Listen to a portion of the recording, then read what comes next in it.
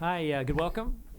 Welcome to you all to the Monday, April 18th City Council work session. We are delighted you're all here with us. As you know, at a work session, the discussion and conversation is with council. We welcome your participation or being able to hear our meeting, but the discussion will be with the folks here at the table. But again, thank you for coming out. And we've got fairly busy agenda. So, Mr. Shields, why don't we go ahead and get started with the first item? Okay. I did want to just note at the outset, Councilmember Dave Snyder did ask for us to let everybody know that he's on business travel. So what we have for tonight is responses to questions, and I was not planning to go through those, but if there's any questions about those, be happy, or follow-ups on those, be happy to try to answer those questions. And I have a few slides just to walk us through the markup session. So the goal for tonight is to go through these items, just get council consensus on where we're landing on each of these, and then get the documents prepared for next Monday. Okay, before we get started, I have disclosure I'd like to read, and Mary Beth Conley may have one as well.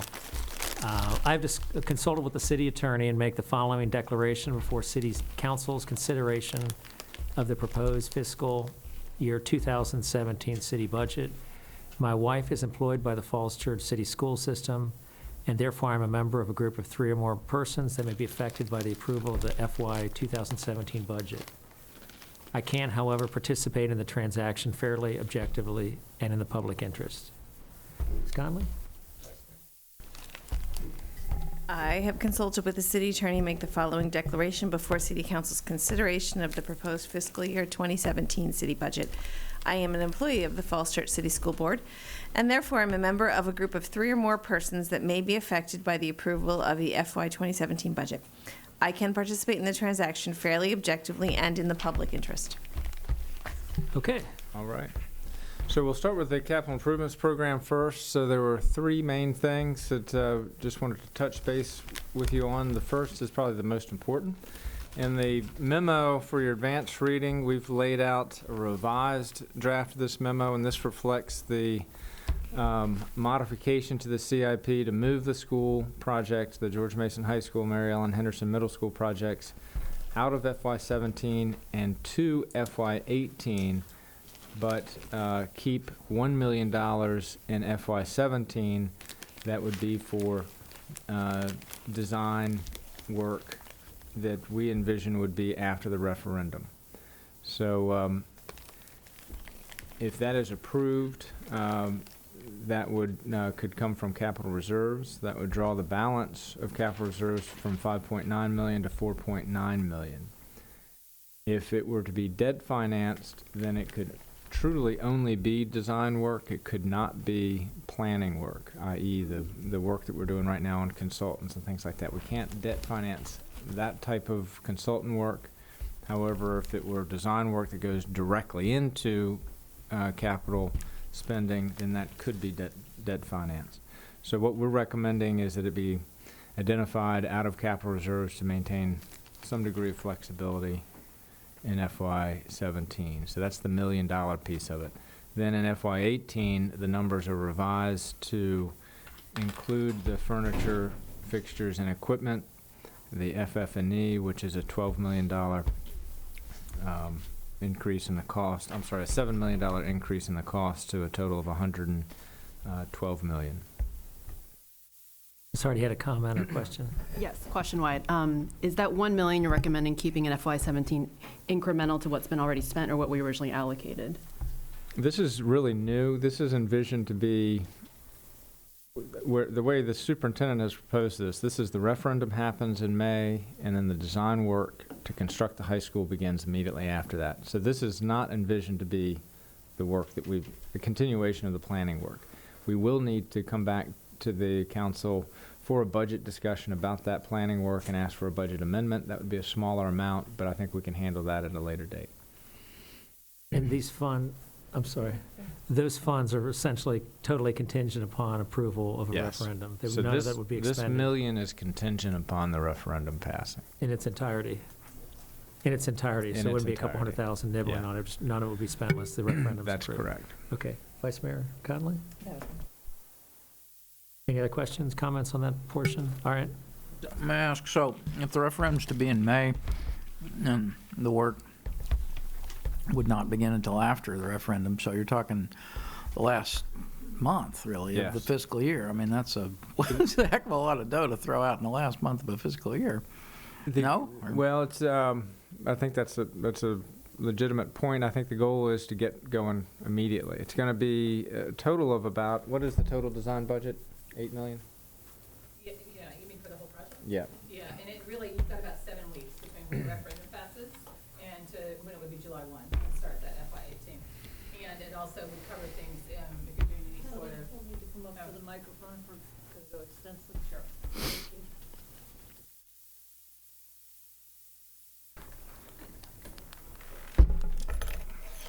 Once the referendum passes, it basically means the very next day we could start on that design work, and you only spend as much as you need. It also covers the construction management component that's part of that, so you're starting the process. And it really depends on if they want to do, for instance, additional soil testing, or we're looking at kind of that whole geopier system, and they need to do all of that before they actually start designing. So in that 7-week period, that's a critical time. And this number actually was, we did reach out over the weekend because I did express to the city manager, I wanted to make sure that Arcadis was providing a number for us on what they think we would need to be fully operational for those 7 weeks. so just to confirm, so the referendum gets approved May, whatever, pick a day. And would something come back to council that we want to allocate, Wyatt, $1.4 million for a contract for A&E for the school? I mean, how would that happen? Is that what would essentially transpire? Well, for a school project, I don't know that the city council would make that a contract Right. approval. That would just be a school board contract approval. Because, I mean, I feel like it would, I don't know how this will play out just yet, a year from now, and so, or 9 months, or whatever it is. And so I feel like we ought to have our arms around what's going to happen before it just happens. In other words, I'd like some period of time or some update prior to having that money cut free, that at least the city council would know what's in the intended use for it, what's the schedule, what's the timetable, what are we getting ourselves into? Just to make sure that all that's lining up, we don't have issues, we don't get ahead of ourselves. And so I guess I'd like that commitment somehow or the other, that there be some kind of discussion prior to, have a schedule of how the money would be allocated if in fact it does get passed, before just sort of cutting it all free, the second the referendum, if it is approved, is approved. Now, do other people feel that way at all? Mayor, I more than concur with that point that you've made, and the fact that just a few minutes ago, we were just told that it would really not be subject to anything that we would do, that the contracts would be let. I am all in favor of moving this amount to FY18. As my colleague just here said, that if we have a referendum in May, it would be late May, and we have, at that point in time, less than 45 days before the start of the next fiscal year. Let's just move it to 18. Be done with it. Give ourselves the estoppel. The calendar, not the fiscal. Well, May, the fiscal year would start the 1st of July, so you have June and the rest of May, which is less than 45 days. What am I not understanding? Can I just add a point? I mean, at this point, what we're talking about is that the community would have passed a referendum, and you guys are saying that at that point you want to stop the process so you can look at the contract? Not at all. What I'd like to make sure we do is not get ahead of ourselves. And we've done that in other situations. And I think that we want to make sure that we're not signing contracts before the developer's teed up, even though we've got a referendum and we have city approval from our voters. We may not have all our ribbons tied and Ts crossed with the developer. And so I'd like to just make sure that we don't not have any controls. And it could be a control set in place in April of next year or March of next year, where we have a schedule and an understanding among everyone how money's going to be spent. But I think the idea that today we're going to allocate $1 million 11 months from now without any idea of how or when it's going to be spent, depending on the outcome of a election, is just premature. Yeah, of course.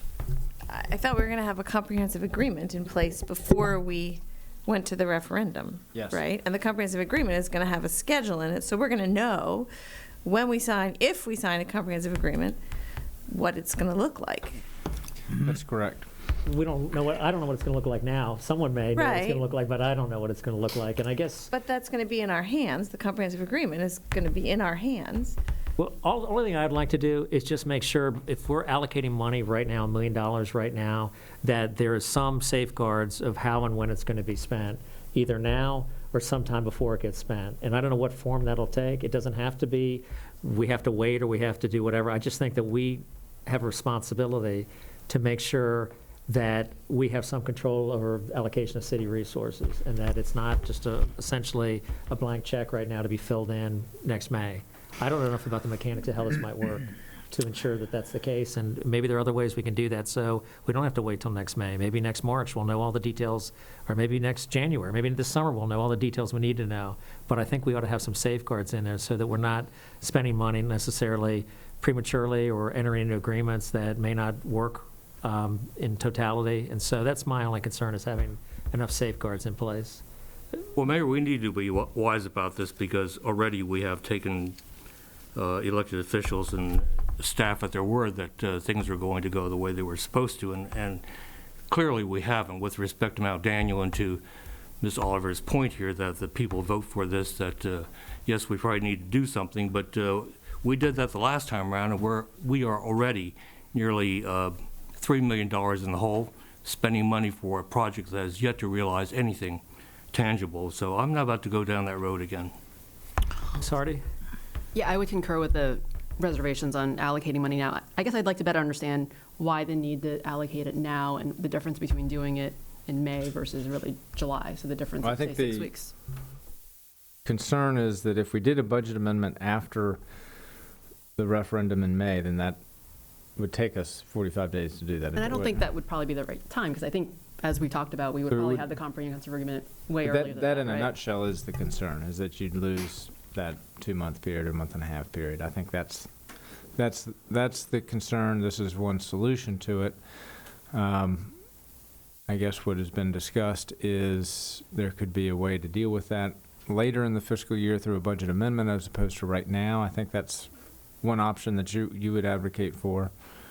So I think that's where the discussion is right now. Yeah, so I'm not advocating slowing this down. I just want to make sure we have proper safeguards in place so that we understand what we're getting into, that there's no conflicts where we end up entering an agreement one side and it turns out there's an issue on some other aspect.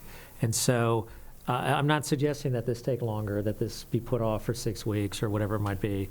All I'm suggesting is we have proper safeguards in place so we all understand what the money's being spent for and that we have all our ducks lined up before we enter into agreements where we're going to spend money.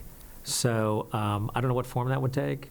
I'm not averse to some other form than allocating the money now, but I want to make sure that we have safeguards in place, whether it's agreements, the resolution needs to be approved by the city council, budget amendment that can be maybe teed up in advance, subject to approval of the referendum. I don't know if we could do it that way as well. But something where we're not delaying anything. I don't think that's the intent of anybody, but I also want to make sure that we're spending our money wisely and not entering into agreements before we need to. Can I ask a question? Would we send this to referendum if we didn't understand how it was going to go forward? Well, I mean, just take Mount Daniel, for example. That was a referendum. It got approved. I think everybody understood it, but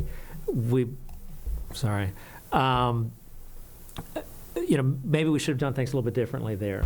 And so I guess what I'd want to make sure is that we have, before we're allocating money right now, do you know what form that's going to take? I don't know what form it's going to take. Well, will I be satisfied? I don't know. I don't know yet. And so all I want to make sure is that prior to us giving the check to somebody to spend, that we have everything lined up we need to have lined up. And so can it be accomplished in some way? Yes. I have no problem with that. I don't know what form it takes yet. I don't know what this comprehensive agreement's going to look like. So I think it's just a bit premature, and if we could come up with another way to do that, or some safeguard, I don't mind. We can allocate the money now, but let's just have a safeguard to ensure that it's not spent prior to council authorization or something like that. I mean, what do other people think about that?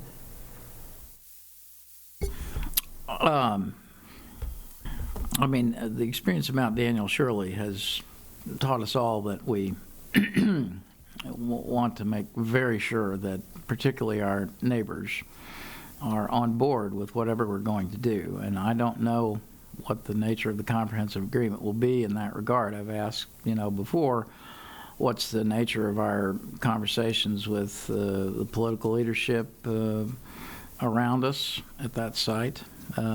What's the nature of our conversations with the new folks who are going to move in across the street and that large development of very affluent people, and the existing neighborhoods down Haycock Road? I mean,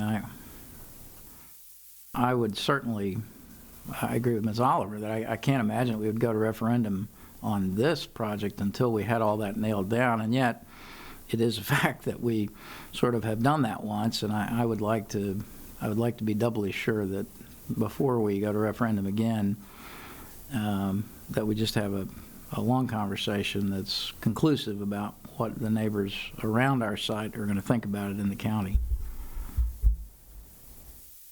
Vice Mayor Conley?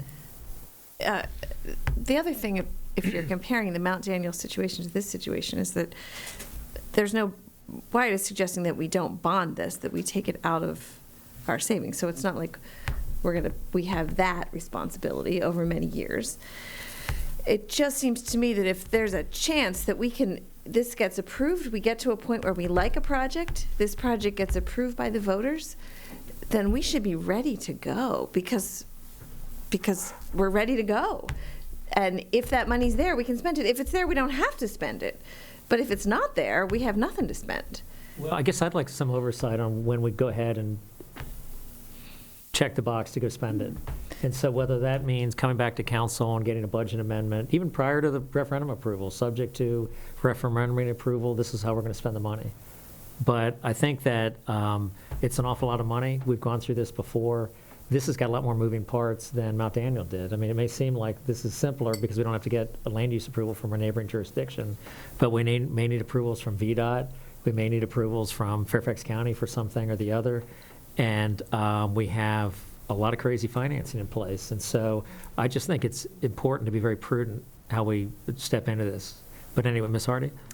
So a timing question. It sounds like for a referendum, we need to have everything all together. Is it 2 months before the referendum date?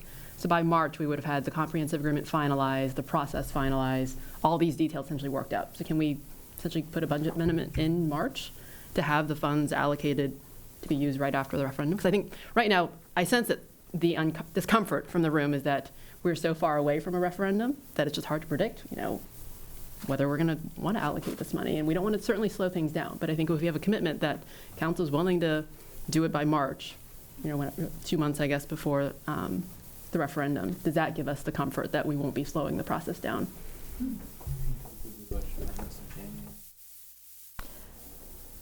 Do whenever you do whenever you want.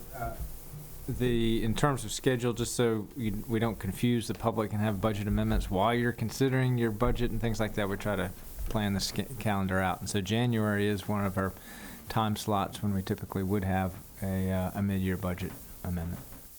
So that's an option. Wyatt, if I could note, because of the confusion of doing a budget and doing an amendment, we have on the CIP done the 5-year, like this case, 17 to 21, and amended 16 at the same time. So if there was something critical while you're already in the budget process, you could do the 5-year plus the current year and tie it to your April approval. But it really depends on the timing and when you need the money. So I think part of my concern is that I think most people agree that the high school is limping along and it's at the end of its life. And unlike many of you, I've actually been the person who's been saying, let's slow this down, let's not use this PPA process. Here we've got a CIP proposal that's supporting the process, and you're afraid to move too fast. And part of my issue with the whole PPA is it's supposed to be helping us move quickly, and we're not moving quickly because we keep putting up roadblocks on the process. So the other side of the coin is that if a referendum fails, the schools will need money to plan for the alternative. That school is not going to last. And I think that, may feel politically feasible to sort of pander to the folks that are unhappy about McDowell right now and say, no, we're not going to put this money in. But the reality is that if we do move towards a May referendum, at the end of that, they need to get going because May is already behind their desired schedule. And if the referendum fails, they've got to do something, and they need planning money for it. And given how slowly we move, that it would take us 45 to 60 days to then put that money, make that money available for them, I'm uncomfortable with not giving them any money in 18, given our time frame. Mr. Mayor, may I ask a question? Yes. That's an interesting angle that's just been brought up. If the referendum failed, is it contemplated that this allocation of money could be used for, planning Plan B, or is this supposed to be targeted to, construction of a new school? I hadn't thought about what Ms. Oliver said's interesting, and would like to hear a little bit more about that, if that's what people... Because it's coming out of the capital reserve, You can spend it for what you don't want. think it's that rigid. It's up to what council decides that it wants to do. All right, if you make a decision that you are going to allocate money, you make it with the provision that we're allocating this money for the project. If the project fails, the allocated money can be used for Plan B. We haven't yet, thank you, we haven't yet had any conversations about that, though, have we? I mean, our consultants have not been tasked or tipped that, they might end up figuring out how to put a new HVAC in instead of how to build a new high school. No, not that I know of. Okay, so if the referendum did fail, then we would need to have a community discussion about what we were going to do next, and that would take, I agree with Ms. Oliver, would take a little while. Mr. Z? Well, I don't want to turn this into a conversation about Plan B, and tonight's not the appropriate time to do this, but I would remind everyone here that if Mount Daniel doesn't get approved, that in 2017 we have the potential of getting $4.25 million from projects that are coming online. I've asked the city manager for a breakdown by quarters of when that money would arrive, but he hasn't seen fit to give me that. So I just have to take him at his word that we're going to get $4.25 million in FY17. If that's true, we have plenty of money to put into capital reserves or to fund other things. I'm still waiting for that, Mr. Shields. I'm sorry, I didn't see that request. The request is an email that I copied all of council on. Okay. Well, we've received all of it except for the last piece from Lincoln. So 301 West Broad has paid theirs, and the Northgate has paid theirs. And so I can get the information as to what that last piece I would is. really appreciate that before we have to make a decision on that next week. Thank you very much. Well, that money has all been allocated to Mount Daniel, so... That's exactly my point. Okay, other comments? Do we have a consensus of this group? Maybe not. I don't think so. I don't think so either. Well, we're going to take some action on this particular. Can I just say what we're thinking? Yeah, of course. Ms. Mester, the parking structure on Park Avenue is in the CIP several years out as a placeholder. We approved it last year as a placeholder because we're not sure that we want to do that project or not. Can this Correct. be in the same category as something that we might need, but we might not need? It's When- there. Yeah. In your 5-year planning document, we often have projects in the out years so that we can refine them, and the public parking is in FY19. So it is not appropriated, but is planned for. If the money is in FY17, it would actually be appropriated and be in your budget and available to be spent. Whereas something in FY19 will have another visit by council before adopted. So it's slightly different, but you can set parameters to it as you have in the past on other CIP projects where you want to see preliminary designs or something come back to you before the next step. Okay, so let's try to wrap this conversation up. I don't know if it's going to have a good resolution. Phil, do you have any comments in terms of which side you might fall on this issue? It seems like 4 people are not comfortable putting it in the current fiscal year budget. Am I reading the room wrongly? Depends how you read yourself. If you read, Yeah, you in that 4? I am. Okay, well then I think we do. Again, I'm personally not averse in all this thing.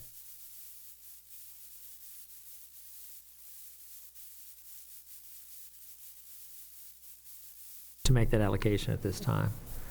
Okay, why don't we go to the next item?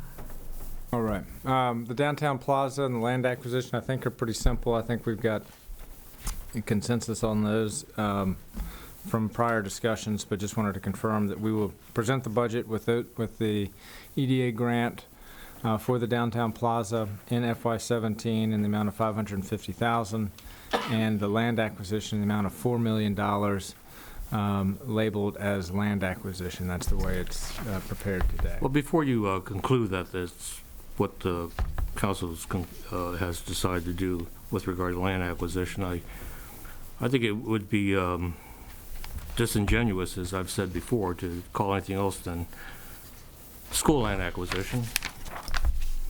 We know that's what it is. We decide to buy it. I think the amount might not be sufficient, but that's merely my opinion. I'm not an appraiser. But I don't think there's any sense here that we're going to buy the fellow's property and turn it into a park. So let's just call it what it is. Ms. Hardy? So a question for the city attorney? Maybe she's not here. Yeah, she's not here.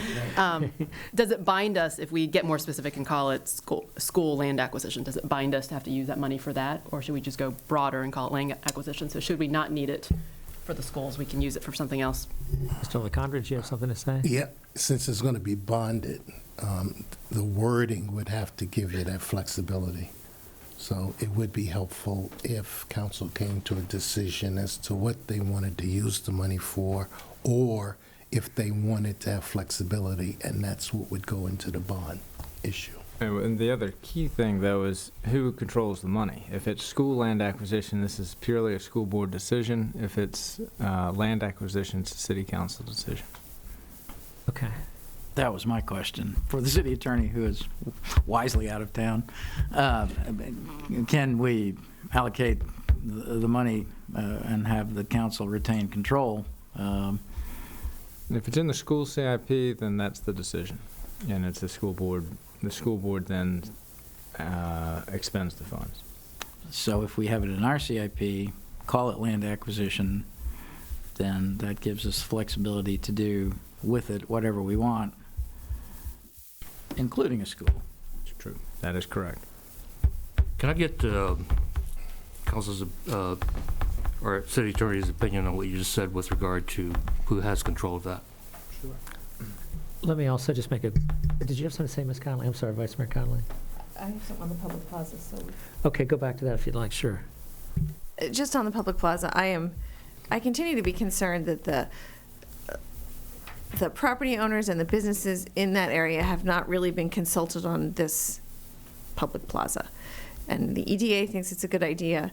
Other people think it's a good idea, but I'm really concerned that the Chamber of Commerce and the businesses in that area have not had an opportunity to really say what's going on. So I know we've talked about this before, that part of this 550 is to hire a project manager, and that project manager's job would be to indeed engage the community. But I'm concerned that we're going to allocate $550K and not actually have the support of the people that are supposed to be benefiting from this project. Well, we've met with the adjacent property owners. Now, whether we've met with all the businesses, no. But the owners we have met with. The chamber, I think, is well aware of the project. I think there's probably a diversity of views on the chamber about it, but I don't recall that they've written a letter in expressing a view one way or the other. I guess my only response is I think that people are well aware of the proposal. But the details, as you said, the project manager will work through the details, and there'll be a process for that, so that the conceptual plan is not finalized. I mean, there were discussions probably about a year or year and a half ago as part of the downtown improvements. And I, with Mr. Shields, met with different property owners, and people were invited. I don't know who turned up for various sort of stakeholder meetings, including folks from the chamber. And I don't recall getting people not really pushing back. It seemed like most people were in favor of something there, and I think some of the local restaurants wanted it to be able to be used for outdoor seating for their restaurants. That's sort of my main recollection about it, but I don't recall any negative comments. Mr. Shields, do you recall any pushback from anyone? Yeah, I think they expect more discussion about it before things are finalized, but generally a positive response. I've heard concerns about taking away parking places because parking is so Yeah, valuable. I've exactly. heard So concerns those about those the are drive alley. details that the project manager needs to work through. Right, so the drive alley being taken away, and that's the main point of access for most. So as the EDA liaison, as of, I guess, 2 meetings ago, I guess Rick had follow-up conversations with the property owners, and the feedback was generally positive. And I think in the plan, there are both options to keep the driveway and to take the driveway out. So I think they're considering, the impacts of both. I think the net impact of loss of parking spaces is 4, so it would reconfigure the lot as is and make it more efficient use of parking space. So I think generally the feedback's been positive, so I concur with what's been said. So who has final say on this part? Is it the EDA or is it the city council? If the money is becoming part of the CIP, do we get to weigh in, or does the EDA expect that they're going to get to control this project all the way through because they've paid for it? The city council now does control the funds through this process. And it would be city staff that are actually signing the invoices on behalf of the city council after this appropriation is made. So it would be administered like any other capital project after adoption of the CIP. It's also city land, right? It's also So- city land. There's been some discussion of, well, what if the EDA just did it on themselves and outside of the CIP process? And I don't really understand that. I mean, I think that's conceivable, but we don't have the mechanisms to do that right. But is the EDA, maybe Ms. Hardy can answer this one, is the EDA expecting that if it gets approved, they're going to be the developer of this project, as the schools would be the developer of a school project? Are they expecting that it's going to go through city planning and they're going to have as much input as everybody else? I don't know the details of that, but I know that they'll probably, like other recommendations that come out of the EDA, they probably will take the first swag at it and make a recommendation to us, and we're probably the ultimate decision makers. And I would note that the EDA did approve money for staffing, so they fully understand that we'd be managing the project and that a site plan will be required, probably just administratively, but a site plan. The EDA did approve a grant agreement that sort of laid out the 14 pieces of their primary parameters for the grant in which they're giving. So they have parameters as any grant funder, but I think we've envisioned it as a partnership, but clearly the approval process for contracts and so forth are under council. Can we see a copy of the grant contract? I don't know that I've seen that. Or maybe I've seen it and I haven't known that I've seen it. It is in the CIP notebook, and I can pull it out and make copies afterwards. I can give you the page number real quickly. That's fine. If I have it, I'll find it. Tab 8. Tab 9, sorry, 9-7. And so, Mr. Shields, I think to Ms. Connolly, Vice Mayor Connolly's point, I guess I think your point is really going to ultimate control, correct? Like really you want to make sure the city has ultimate, it's kind of the same sort of thing we were talking about earlier tonight. And so can we make that clear in some fashion, or do we need to make it clear in some fashion that ultimately the final design of this project will be something that the city approves? Yeah, and if I could just since we're on this topic and for the record, the item 3 of their conditional grant agreement says the city shall be responsible for managing final project design, competitive bidding, and contract management. The city and the EDA will make best efforts to incorporate the adjacent privately owned alleyway into the project, and it also says that the city will work with DVP to try to move the transformer, but acknowledge that that may not be an outcome, and that the design should be consistent with one of the options already presented. They stated 3B is their preferred, which includes the alleyway. And then the final major criteria would be that the plaza be completed within 24 months. So that gives you a sense of what their conditional grant is on. You okay with that? I'm becoming a little more comfortable now that I hear some of these details. I think here again, I don't think there's been a whole lot of public engagement on this? I mean, basic questions like, is this park going to be open at night? Is it going to be lighted? Is it, when you drive past it during the daytime, there's a certain, clientele, and at nighttime, there's not a whole lot going on there. I'm just curious as to what the vision. I mean, I've seen the drawings and they're very handsome, and the EDA contracted a excellent firm to do them, but I just haven't heard a lot of discussion in the community about how they would expect this park to be used. And so if the council is involved at a level of detail that would include that kind of discussion, then I would be more comfortable seeing us go ahead. Also, if it's going to take 2 years instead of 1, I think last week I asked, is this thing going to get done in a jiffy? And the answer seemed to be, yeah. But it's going to take a couple of years, then that again makes me feel like people will have a chance to see what's proposed, have a couple of meetings with the public, business owners. I mean, Ms. Connolly's concerns are the same ones I've heard, and 4 parking spots doesn't sound like much, but 4 parking spots in downtown Falls Church is not to be sneezed at. At any rate, I guess I'd be a little more comfortable if the kind of specificity that has been indicated is included there. Okay, other comments on this? Mr. Z? Thank you, Mayor. I did bring the CIP book with me. It starts at 9-5, and nothing has changed in the last year or so since this was proposed.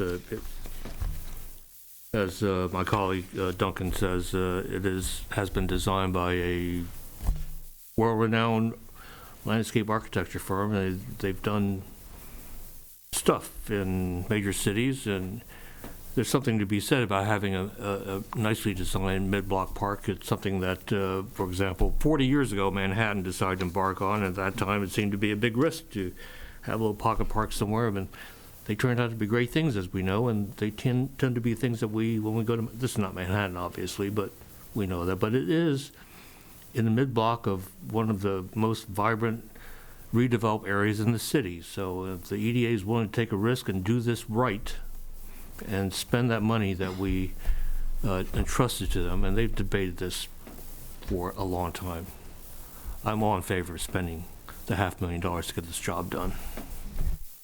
Okay. Anything else? I would just make mention, we had talked about flowers on the poles on Broad Street, and I did speak with the chair of the EDA and suggested maybe they could try to step up to the plate this year and pay for those flowers.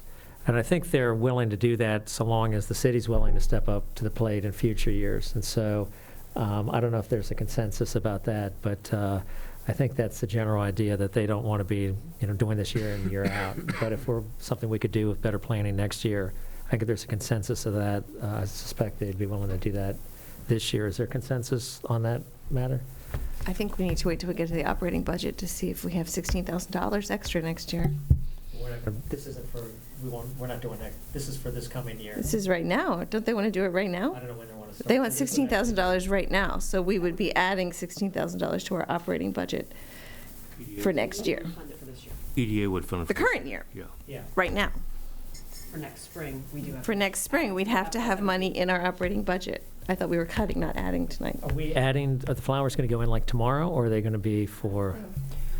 I think Ms. Cram would like the flowers to go in this spring, and so that would be what the EDA would fund for this year, and then I think we would have to find money in FY17 operating budget to take care of the ongoing expense. That is concurrent with the proposal, $16,000 for current year planting and then $12,000 for subsequent years of maintenance and replenishing the plants. I was hoping it was an FY18 item. Nice That's what I was thinking. I'm going to try to strong arm it a little more. I'd like to praise the mayor for,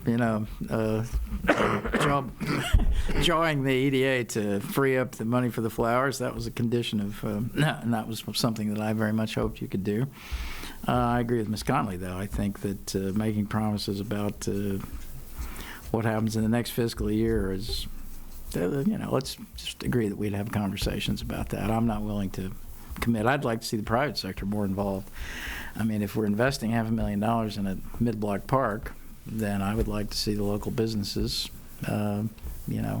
maybe take a little more ownership of the flower situation. I But completely agree with that, by the way. And if we can make this part of a 501c3, I'm happy to contribute, yeah, there you go.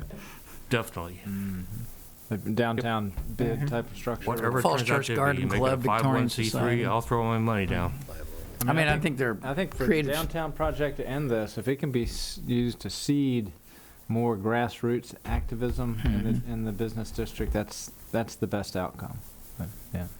And council has also seeded it with current year money of $600,000 for downtown improvements. So between the two projects, you'd have over $1 million to hopefully leverage some partnerships. Okay. All right, why don't we move on then? I'm not sure we got a consensus on that. So. Okay. All Got right. this. So that's Good job, Mayor. And these were supposed to be the easy parts of the meeting. So the land acquisition that stays in. I had a question. As just general land It's acquisition. just general land acquisition. Okay. A question on that. Is that like a 5-year bond, or do we do traditional 20-year on this one? For land, 20. Okay. Just go over it one more time. So we're actually going to float a bond and buy this land.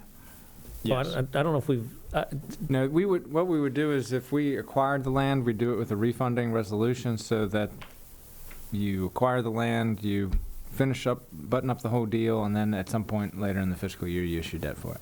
Okay, but we are actually getting on that track. I mean, this is something, Yes. which is a big deal. I mean, it's a very big deal, and it relates to, our commitment to facilities and so forth. I just want to make clear that we are, by taking this action, we are doing that, okay? so I had a different understanding of that. I thought this was a placeholder where we're essentially allocating funds for that, but we are not necessarily, making the purchase. We have to get the terms of the deal. and all that. Absolutely. Yeah, but for the first time, there will actually be there will be dollars appropriated for that purpose. What was always the case in the past was we would have had to negotiate the deal and then do a budget amendment, which would have tacked on an extra, month to the contingency period and things like that. So we're allocating money to it, but we're not necessarily, binding ourselves to spend it. It will depend on the terms and the circumstances at which time we can make a decision. We will make a formal decision. that's right. Okay, Ms. Hardy? I just wanted to clarify that. So we are not authorizing the purchase or the bond yet. We are just allocating money as a placeholder. Yes, the council's action will be, for land acquisition, is to approve the contract terms, and that requires also a recommendation of the planning commission. Okay. But let's also be clear that the last time we purchased land and then ended up selling it, that it was more than just a simple transaction, that there were hundreds of thousands of dollars in fees for legal fees and engineering and all kinds of things to buy it, and then similar on the back end when we sold it. So, this property that was adjoining Howard Herman Park that we were going to have an easement ended up costing much more than the going-in price. So I just want us to be mindful that it's going to cost money if we decide to buy it and then we decide to sell it, a lot of money. Okay, well, why don't we move on to the next portion of our discussion?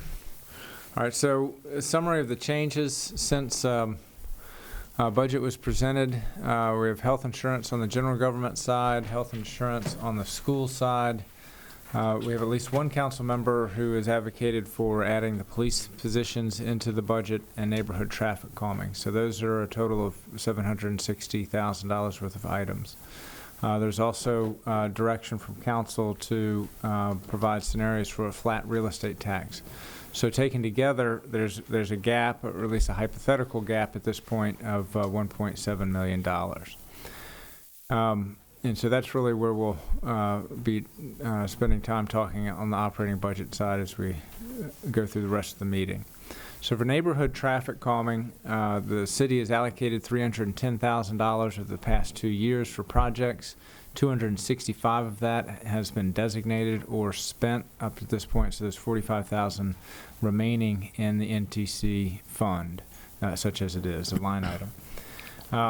There are three methods by which we could provide additional funding. Option one is to allocate that, take no action, and have $45,000 FY17 for light solutions only, i.e. paint, solutions or stop signs and that type of thing, apply for a grant and roll together multiple projects and have a target of FY18 to do multiple projects with one grant, with one administration of a grant in FY18. Option 2 is $100,000 from the Podolnik land sale. Currently, that is designated for Big Chimneys Park and transportation improvements near 301 West Broad. If the decision were to simply stay with that idea and say that our FY17 traffic calming project is going to be aligned with what that designation has been throughout, then really no change is needed. There's just an acknowledgement that there's traffic calming is going to occur in that way. Lastly, if we were to pursue heavy solutions only, it is eligible for debt financing. If it's paint or stop signs, that is not debt financeable, but if it is changing curbs and paving and concrete and heavy work, that could be debt financed. Amongst the options, we've never financed traffic calming with debt before.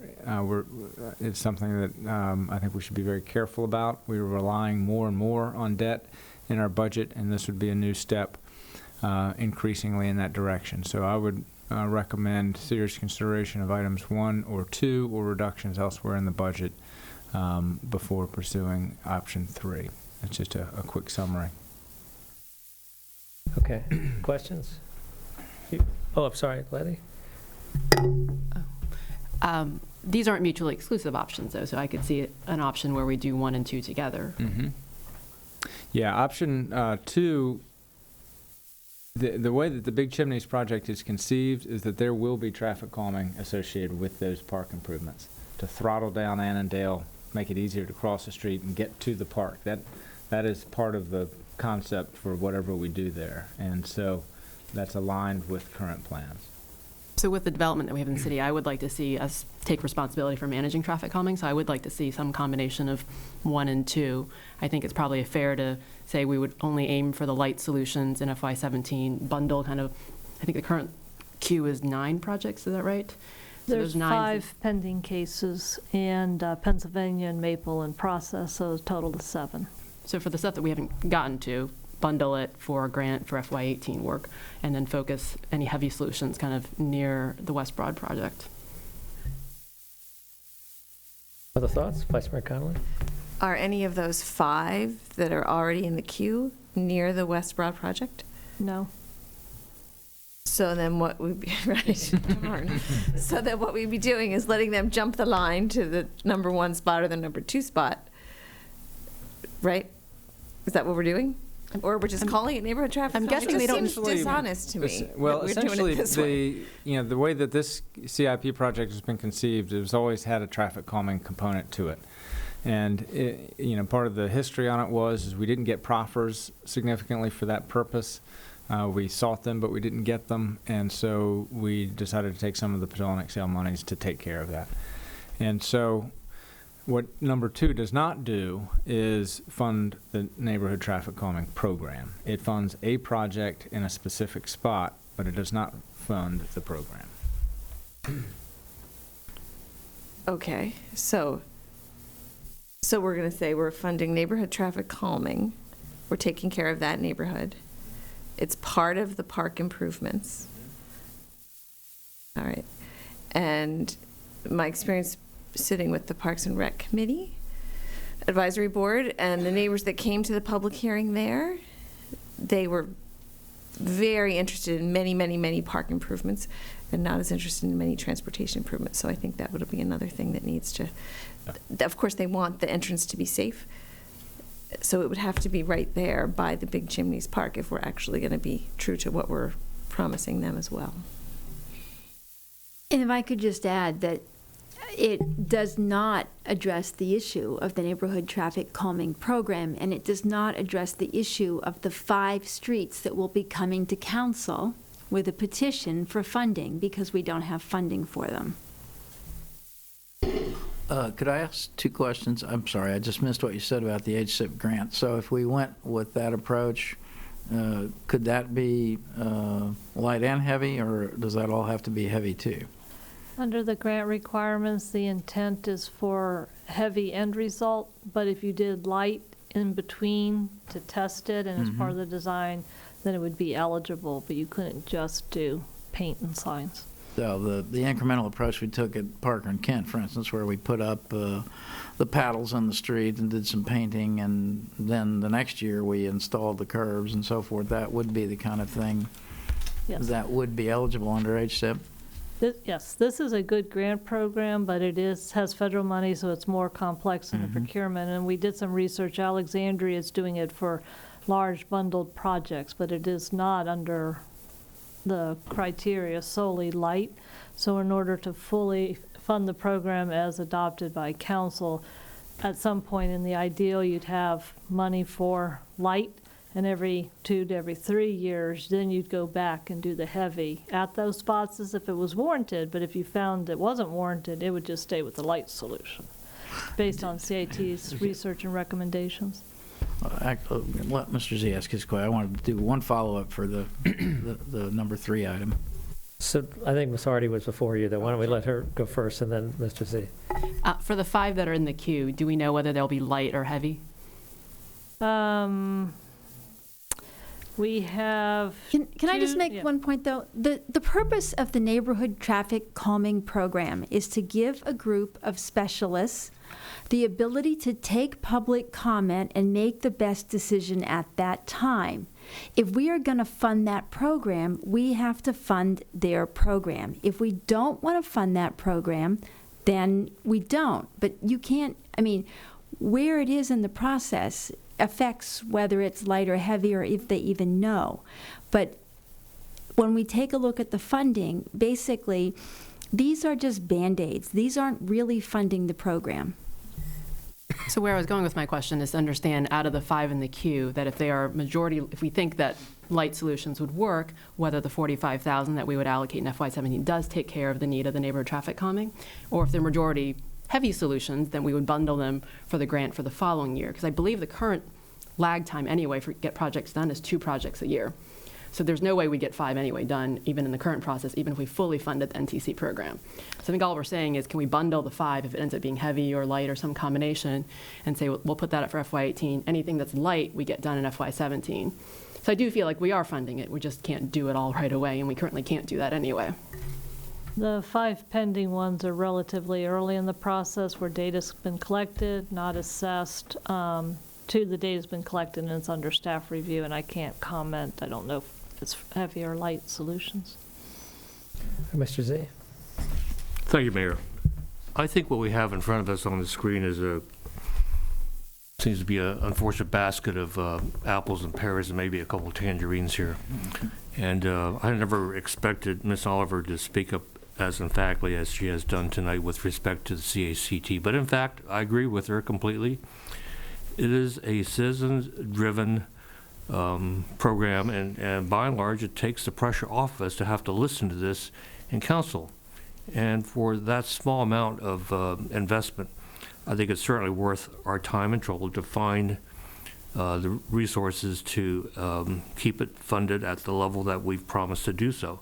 Now, in fact, it's not 5 projects that are queued. It's 5 projects that are in active consideration. There's 7, maybe 9, and the last 4 are unscheduled because the CACT can't promise them that they will ever be heard because of our proverbial whatever that word is, our inability to come to a decision on funding this very important program. I don't disagree that we need to spend $100K from Podolic land sale for big chimneys. At the same time, I also think that we need to reach within ourselves and find the resources to fund this. You only need, it's not for the 98% people that pretty much obey the speed limit or drive a little bit above or this heavy on trip. All you need is that one Porsche that one BMW, that one Mustang that goes down your street at 85 miles an hour, then you understand what traffic calming is all about. Because you don't want your kid to be on traffic when that car comes down and can't see you. Ms. Hardy? So my street, South Spring Street's actually probably one of the 9 on there. So I would love to see this funded, clearly, for personal reasons. But I guess my question also is, if there is grant funding out there, so i.e. free money or matching money, why aren't we pursuing it anyway? So even if we wanted to fund it fully at $150,000, seems like we should be pursuing the grant funding anyway. The idea of bundling projects so that it's lower effort to get that grant money just seems to make sense. Yeah, I would also say, I agree that we need to be funding this every year. Unfortunately, we've got a lot of budget constraints, and so I guess for me, the idea that we would spend $100,000 from the sale of the city land on traffic calming, although it may, in some people's minds, jump to the head of the queue, I think, to me, it's really a compact we made with those neighbors when we approved this project, that we would take care of their traffic. And I think that's something we basically feel we ought to do for any project, that we ought to mitigate the circumstances of the project. We're getting the project now. We can't ask you to get to the bottom of the line and wait 5 or 10 years or whatever. And so I feel that this is not doing a disservice to our traffic calming projects. If we were to do something like the 1 and 2, I would love to find some more money for the 1 part of that. But to the extent we're not able to do that, then I think that it does offer a solution to people, which is, we're in the early stages of only 2 of the projects. We don't have anything ready to go right now. We couldn't do a heavy project right now because we don't have a solution design.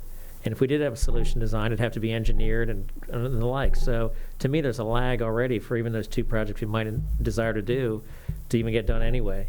And so I feel like it's not really slowing things down dramatically, and would be much more efficient use of city taxpayer dollars if in fact we're able to leverage our money and get matching dollars, or even money we don't have to pay anything for. So I feel like this is a reasonable compromise. It's not ideal. I would agree with that as well. But I think this year we're going to have to make some balancing issues and choices. Ms. Oliver? All I could say is that if that's what you want to do with the money, then let's call it what it is. It's $100,000 for traffic calming near big chimneys, and future funding for the neighborhood traffic calming program in fiscal year 18, and no funding for the calming program in 17. Call it what it is. It's $45,000 this year. Leftover. Yeah, I know, but it's $45,000. There is money to spend this year. But it's no additional funding. So, I mean, let's just be clear. What you're saying is no additional funding in 17, and changing the nature of the Big Chimneys project to designate $100,000 for traffic calming from the $1 million that was designated for the park. My understanding was that there wasn't $1 million designated for park only, but that it was to be used in the vicinity for park and transportation. But Mr. Shields, you could address what the understanding was. That was my understanding, but please tell us what your understanding was for this $1 million allocation. It was for park and transportation improvements, if that answers your question.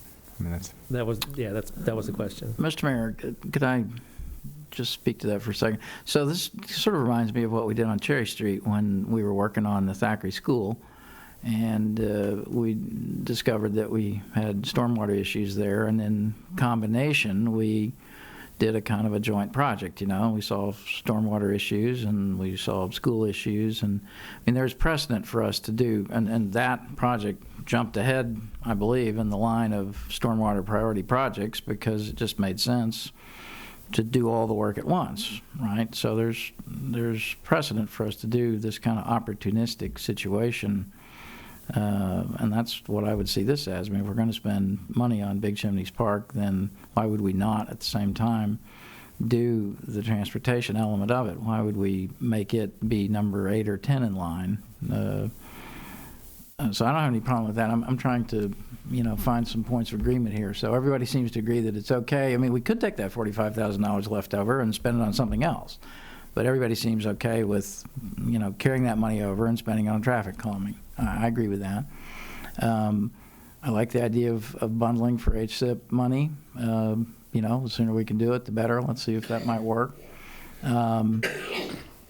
My final question was on what the manager said about, the wisdom of debt financing transportation calming, traffic calming improvements. I mean, to me, again, this is sort of like the stormwater utility, you know. It was a pressing need, annual, every year, gosh, we need to do more of a stormwater, but, you know, we just never seem to get around to doing enough. So what do? We stood up a stormwater utility, and we, you know, borrowed money, we hired staff, and off we go.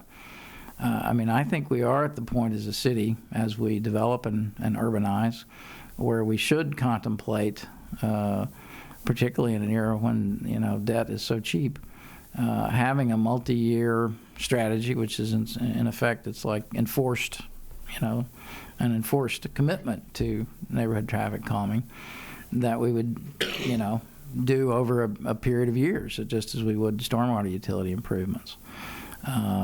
You know, if that's kind of too big an idea to discuss the week before we pass the budget, which I think it is, I would see the HSIP process as maybe our toe in that water. So we try to come with the concept of multiple projects in, you know, a spread of places and see what we can get. But the doing of that grant request would position us to, in a future year, perhaps, you know, commit to a long-term debt solution for, you know, improvements that are going to be very long-term. So I would be in favor. I mean, that's what this really underscores is we have, you know, a lot of needs on the city side, and, you know, it's important to get people around the city safely. You know, children, adults, and you know, I think the council is committed to trying to do that. We just can't do it all at once in the same way that we can't solve all our stormwater problems at once. Ms. Hardy? Oh, I'm sorry, I didn't see you down there. My apologies. I just wanted to say that I think in some ways we're in agreement. It's just a question of semantics here. I don't have any problem with $100,000 from the Podolnik land sale being designated as a part of the park and traffic calming transportation improvements project of $1 million to be in the CIP. And I believe that as that goes through the process, then we and the Planning Commission and the community can determine what portion goes to traffic transportation improvements and what portion goes to the park. But I do think it's disingenuous to say that we're putting $100,000 in the budget for the neighborhood traffic calming program, or calling it neighborhood traffic calming and saying that we're meeting that need by just redesignating money that was already put aside. Let's call it what it is. You're doing $1 million for the park and traffic transportation improvements near the park. We are carrying over $45,000, and we are deferring any future neighborhood traffic calming program projects until fiscal year 18. That's what I hear people saying that they want to do. And I just don't think we should say that we're putting $100,000 towards neighborhood traffic calming and thinking that people are going to believe that we've actually funded the program. Ms. Hardy? So I agree with getting the semantics right. I think it's neighborhood traffic calming with lowercase n and not the capital NTC. Question on FY18. So is that applying for the grants in FY18 or applying for grants now and then implementing in FY18? I think that we'd go through the process, we'd have applications come in, we would get the solutions for them, we would bundle them together, and so FY18 is FY17 is the bundling period, 18 is the implementation period. As part of the transportation program, we now have a grant funding cycle, and so we're actually starting now to look at the next year's grant funding cycle so we can be teed up and plan to apply one year and implement the next. I do want to highlight as a point to Ms. Oliver's point, your proposed CIP that's before you, the project is Big Chimneys Park and transportation improvements, $1 million set aside, and it says that the community as part of the project unfolds will decide park versus transportation. So it is bundled as one and not as a divide, which I would recommend because we're not far enough along to know where the impact is, because the developer has to do a traffic study after full occupancy to help assess the impact of their traffic, and then the community can opine. And just for the record, the Planning Commission, as part of their approval, has noted their preference, so it's in the text, that the majority of the funds would go towards parks improvements. And that's tab 9, page 9-1. One more follow-up question this semester. Is there a limit to how many projects we can throw in there to apply for the grants? Or what's a reasonable amount of projects that we could ask for? From a dollar amount, probably not. From a staff resource, yes. So we would generally look at doing 2 projects per the adopted NTC program. But as you know, with all our transportation project, we do a scheduling and staff resources, so we'd have to make sure we can add this new inject and time it right. So it's probably a staff resource limitation versus dollar amount. I would propose that we're probably still in the 2 heavy project mode. If we do more light, then you can do more. The other thing, we're researching exactly what will be the grant match requirement, and if we can use other grant resources to match versus cash. So that will be another possible constraint as we explore this new option. Does this work with that 30% MVTC match transportation money? 30% probably will not work for traffic calming because 30% money doesn't fund transportation calming, so I don't believe we'll be able to use our CIE as a match for this because it's not an eligible project. Vice Mayor Conley, then Mr. Z. All right, so Mr. Shields or Ms. Mester, who's the staff person on the neighborhood traffic calming program? Jeff Sykes. Okay. He was hired in this past year. Yeah, he was And one so of the he's the one that's term making this all. Yeah, he's one of the term Okay. transportation planners. He's doing this, MVTC, the bus shelters, and neighborhood traffic Okay. calming. Thanks. Mr. Z. I'm not hearing much to give me warm and fuzzy about our potential for being successful in option 1, and so, if anyone from the CACT is watching tonight, let it be understood that regardless of our desires here, that the only funds you'll likely have going to 17 are the ones that you didn't spend from 16. But I want the city manager and our chief financial officer to know that it is my intention to make this fund whole and to make it for 17 and 18. Then you'll find a way to do that. Do I need to repeat myself? I think we're talking about the will of council. Exactly right. So let me ask this. I think most of us here would say this would be a minimum, what we'd want to do, not a maximum. So the real question is, can we get more money? Because I think everyone here would like to spend more money on traffic calming. I don't think there's anybody on council that feels that this isn't a valid and appropriate use of money. I think the real question is, where do we find it? And at the end of the day, we've got to cut something to add something, right? That's sort of where we're at right now. And so I guess maybe if we could just say this is a minimum of what we're going to do. And then as we go through the rest of this conversation tonight, maybe we could find out if there's any ways we can add some more money to this pot. Or whether it's if there's a surplus, for example, which there may not be. But if there is, this would be the first use of money. We would agree that if any surplus money, we would allocate the first blank percent or blank dollars to this purpose. And that's something else I think we could consider as well. Right, Mr. Shields? Yep. If I could just add that council has had a habit of funding recurring expenses with one-time money, and it's part of why we're in trouble right now on this budget. It's part of why people are saying, I don't understand with all the economic growth why we can't hold the tax rate flat. And part of the reason for that is all the one-time spending we have done in the past. Recurring spending that we have not funded with the tax rate. And we're trying to do the right thing and do that this year. And that's why it's difficult. That's why we're trying to struggle to find this money. It's because of all the one-time money. And you've just directed the manager to go find one-time money for a recurring expense. And that's not going to be good for the city in the long run. Well, it's essentially capital. That is our policy, as I understand it, that the money goes into capital reserve. If we have a surplus, that's essentially the pot it goes into. And to me, this is a capital expenditure, at least the hard fixes. If you're going to put a concrete sidewalk in and throw it up a road, to me, that's straight up capital improvements. And so would that be in conformance with our adopted policy? It would be viewed as a one-time expense. Now, it's a something we would want to do every year, but it's a capital expenditure, so it would be a qualified use of one-time money. What about the light solutions? Are those capital? Not technically.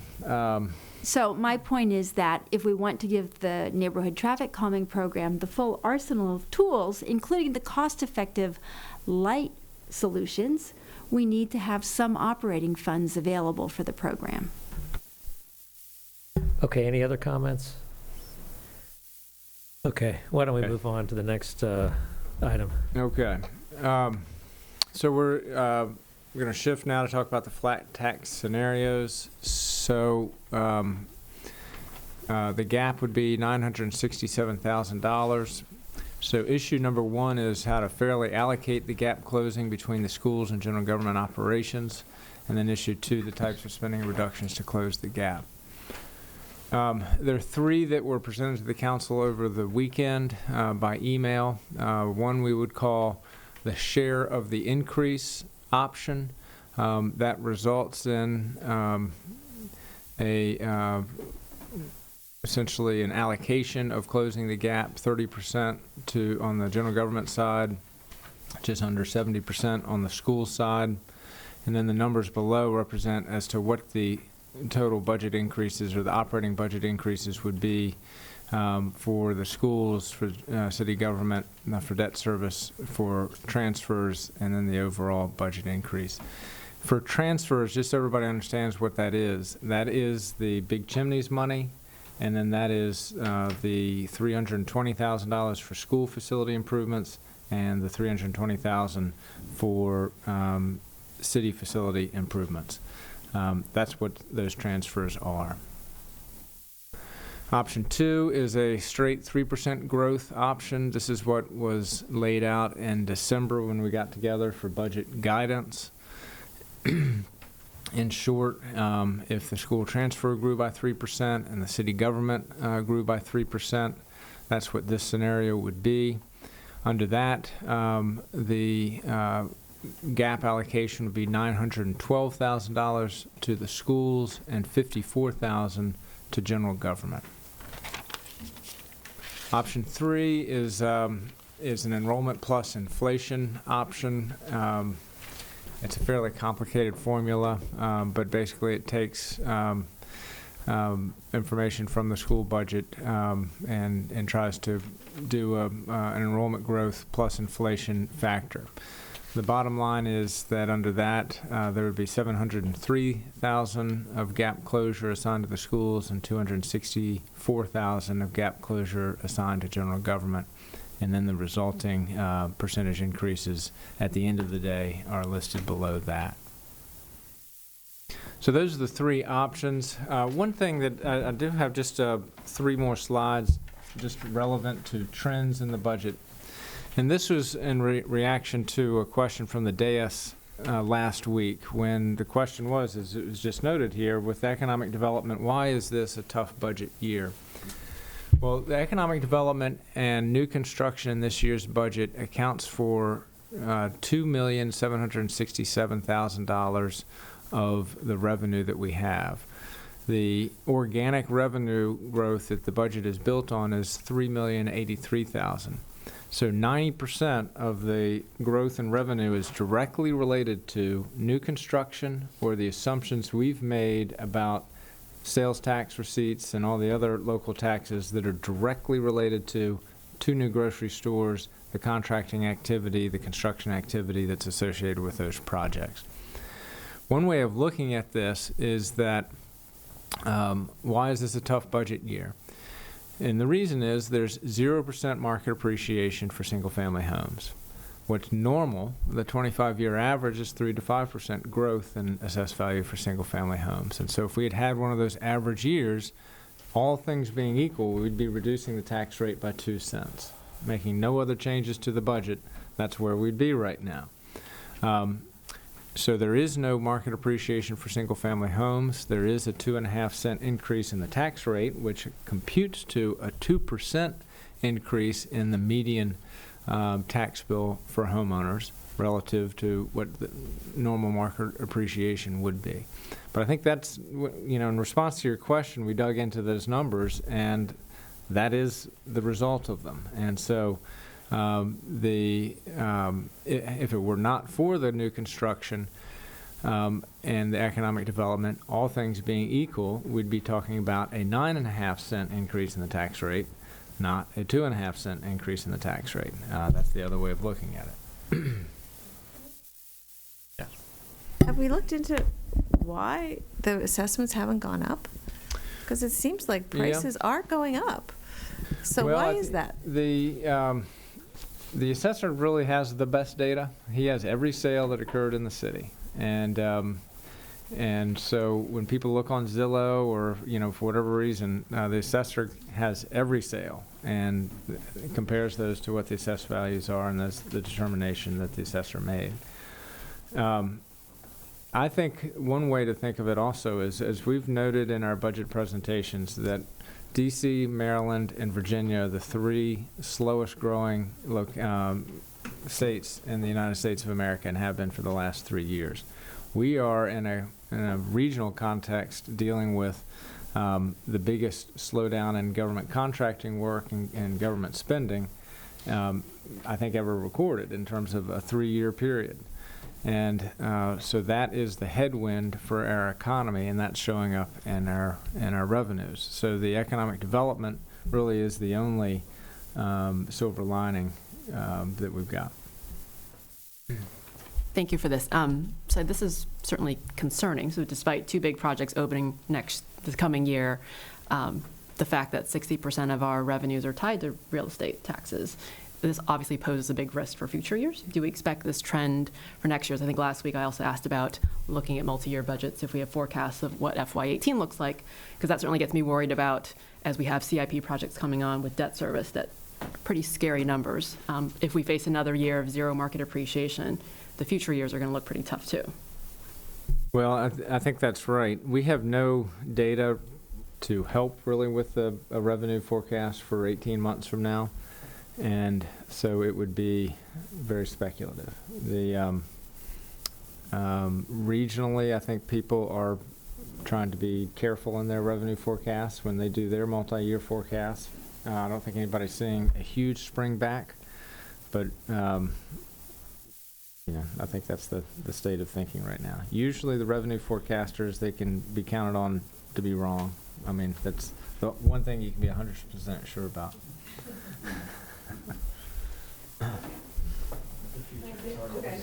This is just going to the tax bill. So what we're saying here is if the tax rate remains flat, then the average single-family homeowner will have no increase in the net tax. Now, we know that Arlington is planning on holding theirs flat.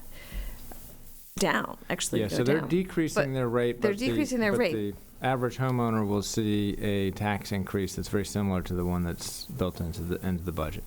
So their assessments have gone up in Arlington. Yes. So their assessments have gone up, and So why have they gone up in Arlington and not at Falls Church? That's just a puzzle to me. I think it's a year-to-year assessing Yeah. thing. Our assessor tends to be very on top of the market. We are usually right around 97, 98% of value. Arlington is typically around 93, 94% of value. So what you might see sometimes in Arlington is some smoothing from year to year, which, because we tend to be closer to that margin of 100% of value, we don't have the capacity to do that. That's if we had the Arlington assessor here, he might not agree with that assessment of it. But at any rate, that's. But in Arlington, the average family homeowner tax bill is indeed going up, even though the rate is going down. That's correct. Okay. Let me just quickly ask, is you guys hot in the audience? Could we turn a fan on for them, if you don't mind? We're enjoying it. You all are warm now. We're on the hot seat up here, so if it gets too cold, let us know, okay? Did you have a comment or question? Why don't we keep on? Shield. Okay. I wanted to talk about compensation. So when we talk about cuts, one of the questions I think the council may have is compensation in terms of a reduction, is that something that the council should consider?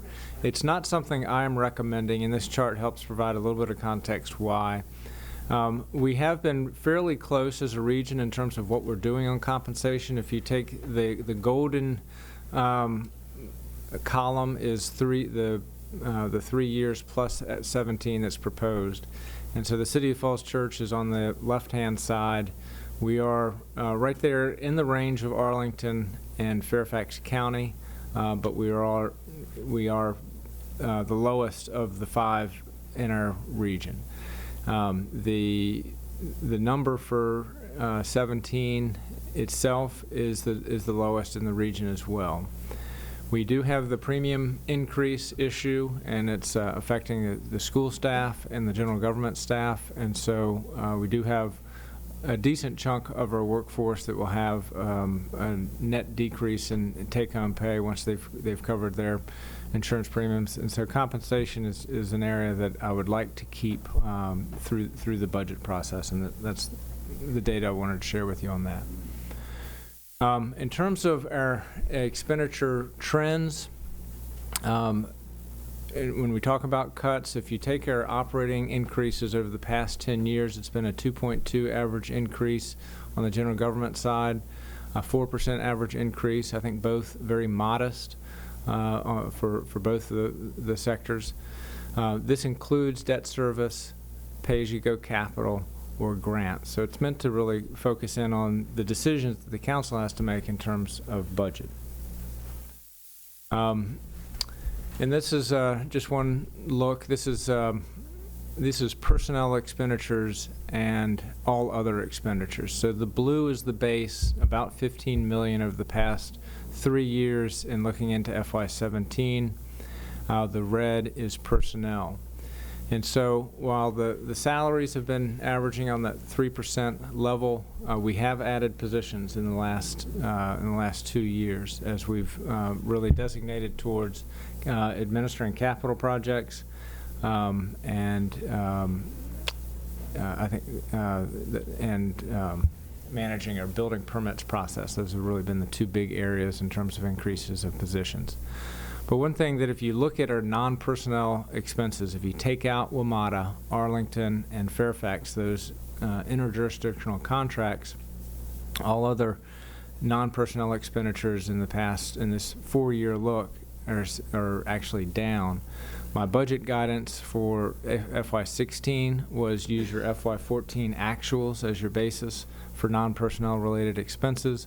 Budget guidance for 17 was hold to your FY16 budget. So by definition, that's the direction that staff has been given, and so we've been holding to those 13 levels, in fact, for everything we do other than personnel. So paving, our solid waste contracts, all the equipment we buy, supplies, etc. That's been quite flat. And so that's a little bit of context in terms of when we talk about the budget reductions for gap closing that I just wanted the council to be aware of. So there weren't real easy items to look at. I have sat down today with staff just to go through options, and we could discuss those now if the council would like to. Some are harder, some are possibly just really in the nature of changes that have happened since the budget was adopted. But I think the first question, or maybe the first area for discussion is, so that I have guidance, is in terms of the allocation scenarios of the 3 that were presented, whether there's council consensus, A, on whether we're pursuing that gap closing, and if so, what's the allocation that the council would direct us to follow. Why don't you, Mr. Shields, put up the slide that had the different options, if you don't mind, if it was on one slide? There isn't a summary slide, so basically we have this option at 300,000 and 670,000, this option at 912,000 and 54,000, and then this option at essentially 700,000 and 263,000. Sure. Okay. I just want to make sure we were talking about the same gap, because I think you also had a hypothetical gap slide of 1.7 million. Have we resolved the other 800,000? I think the only thing that is out there a little bit is maybe the 16,000 for flower baskets. I think the others have been addressed. Bob, you came in a little late, but we had some discussion about that. If somebody would just stroke a check, I think we're all there. Maybe flower baskets, we can put that up to 18, and we'll talk about that later. Wait, can you just,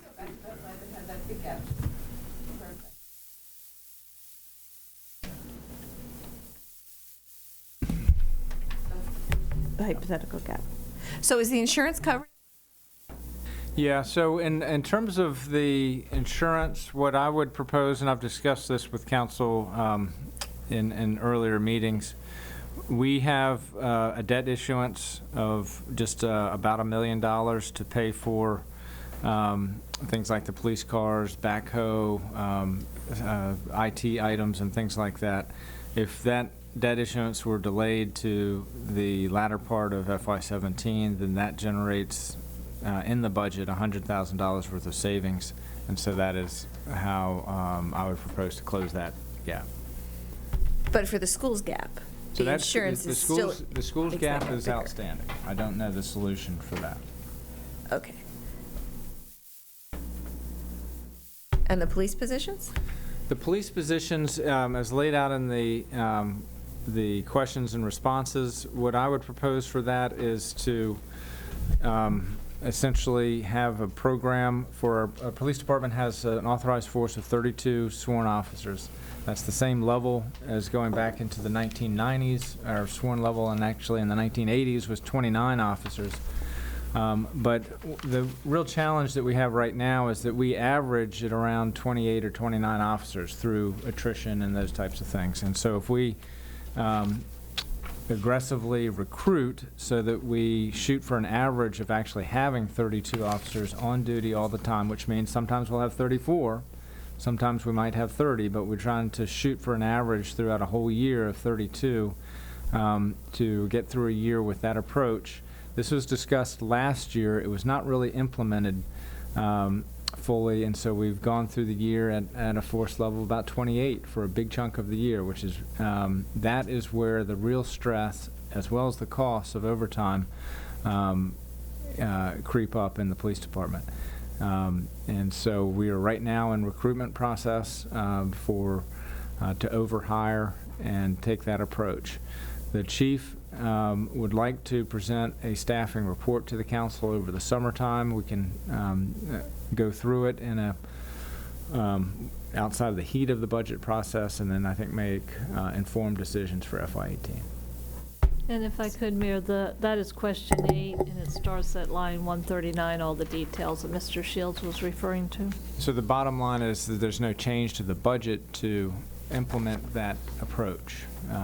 And so that 320,000, it would not be added into the gap if we follow that approach. So then just back to that insurance. So general government can come up with a way to shift the issuance of debt to cover that $100,000. Yes. But the schools don't have any kind of option like that to cover that 240. Ms. Hardy? Sorry, I didn't I'm sorry. you off. No, go ahead. So a question, I guess, for maybe Hunter and Dr. Jones. So from the school board meeting on Tuesday, you all talked about having a surplus of 122 to add to carryover. Is the plan to add that 122 to plug partly the insurance gap? Yeah. Well, Thank you.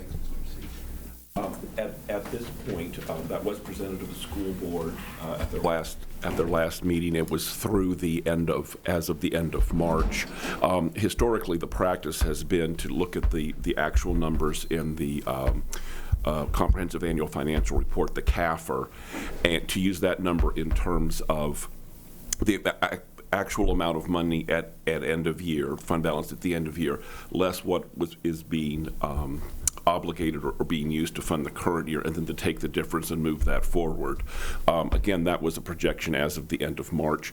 The school board's aware of it. There's been no discussion at this point with the board about adding that to the ending balance. So that's in addition to the 460 carryover that you guys are starting with for the FY17 budget, right? It may be. Again, it's a projection at this point, giving information with 3/4 of the year. Yes, exactly. Thank you. If I may, one of the things I think is important to note is that the carry forward is already incorporated in our budget figures. That's already funding our budget request for next year. And with respect to the $122,000 that exists as of the third quarter, we don't know what it will be at the end of the fiscal year. It may well be that we've been underspending thus far, and that situation will change. So I don't know. That's not a solid number that's going to have any reliability at this point.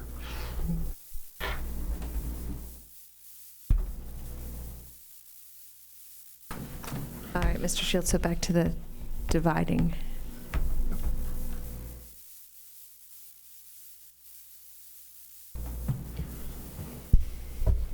So, yeah, it probably would have been a good idea to have a summary slide here, but I don't. So we have the three. So if I'm understanding the three options, it sounds like two of the three options more or less comes out to like a 70-30 split. And then there's that one option that's more extreme, that's 900,000, 50,000, is that right? That's correct. However, the 240 still has to get added on to that That's for the correct. schools. So it's a 70-30 plus a 240. Okay. And on the general government side, the 100,000 would be added to ours, but we've already identified a That's right. correction.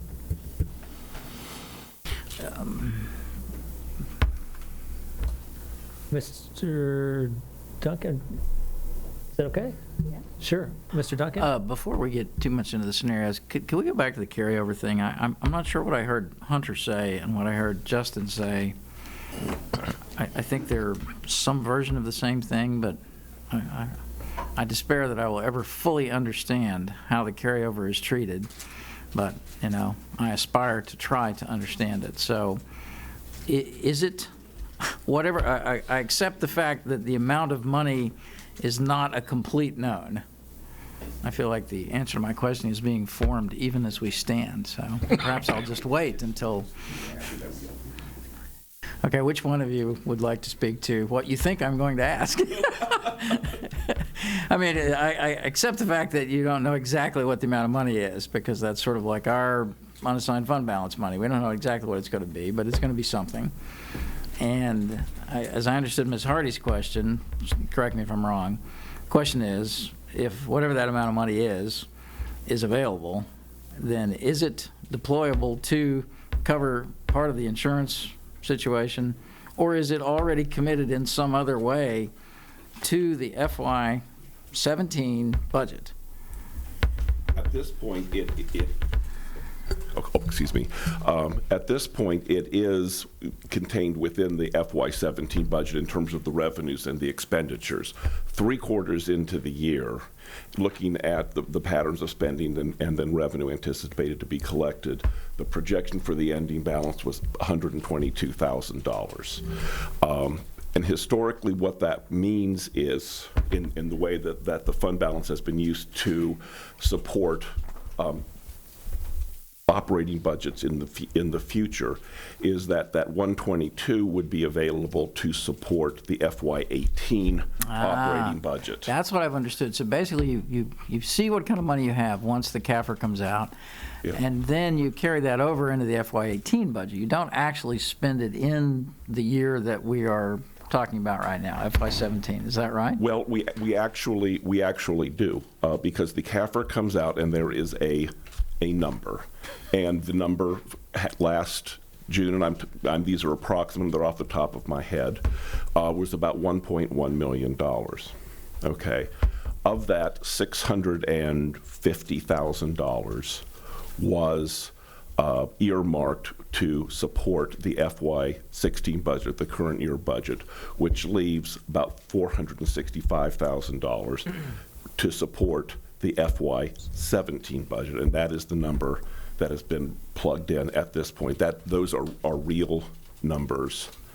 The 122 is a number that may or may not materialize, as Mr. Castillo indicated, because there's still 3 months left in the year. If in fact it does materialize, and I'm magically in my crystal ball that we actually do have that 122, that is the total amount that would be available to use for fund balance to support the FY18 operating budget.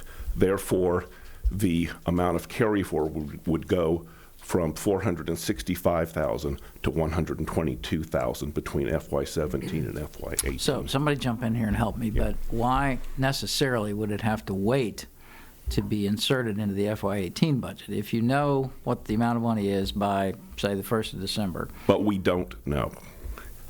So you're telling me that you go all the way through your fiscal year and you don't know how much your carryover is going to be? The one thing that we know with certainty is about what part of last year's fund balance, of the June 30th, 2015 fund balance, was designated to support the FY16 budget, and then then taking that away from the entire fund balance, that's the amount that's available to carry forward to support FY17 with certainty.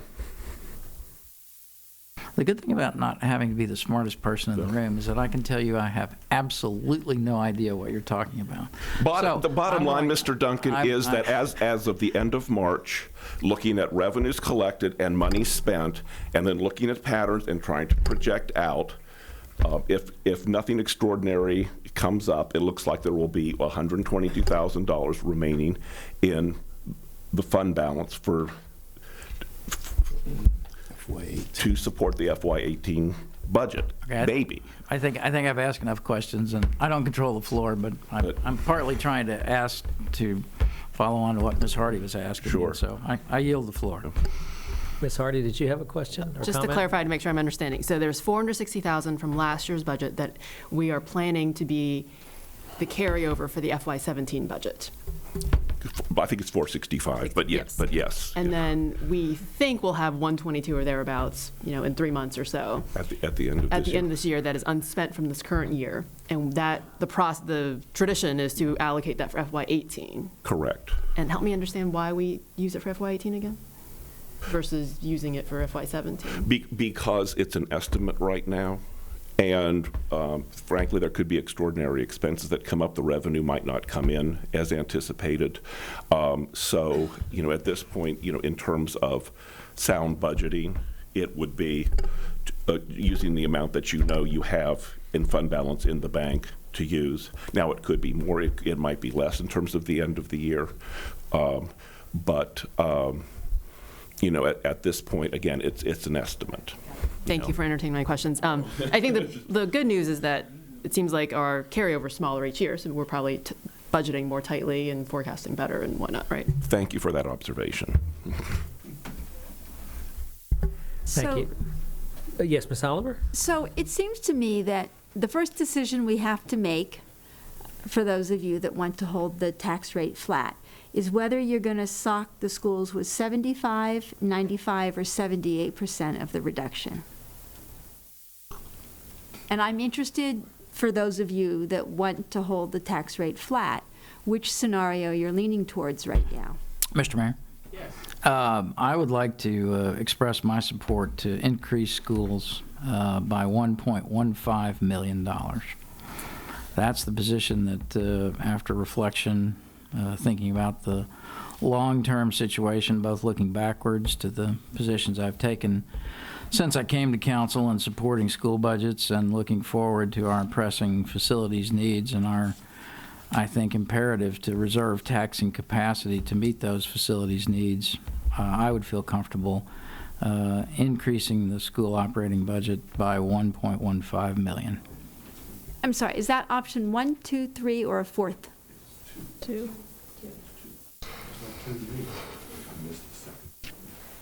Okay, do we have other thoughts, comments from folks?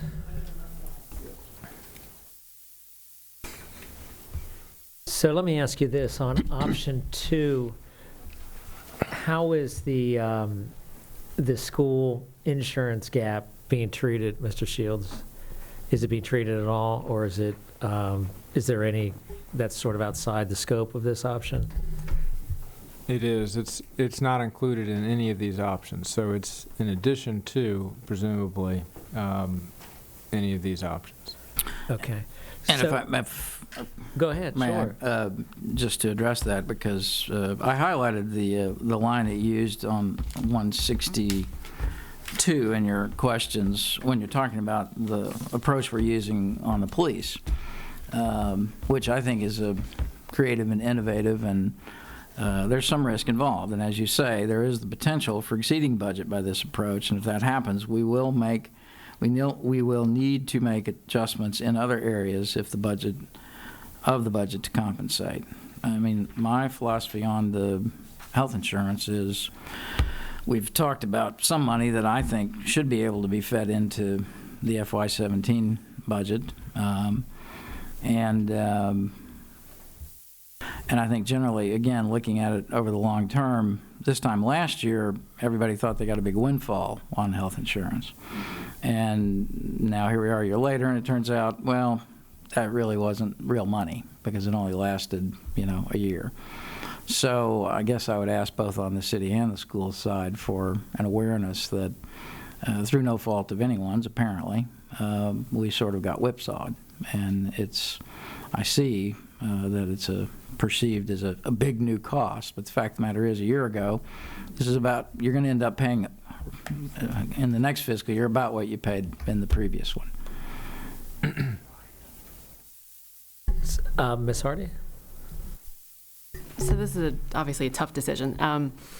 So a year ago, I remember actually speaking to most of you about funding the school budget on the other side of the dais. I was not yet elected to council. I had no plans actually in running, and I remember asking you all to fully fund the school budget. I think it was about a $300,000 gap, so a penny or so, because I truly believe in funding the schools, the requests. That said, now that I have the bigger picture of the capital needs we have coming up this year, earlier discussion on potential risk if we have another flat real estate assessment year. What does that do to our future budgets? I question whether we can really afford to do that.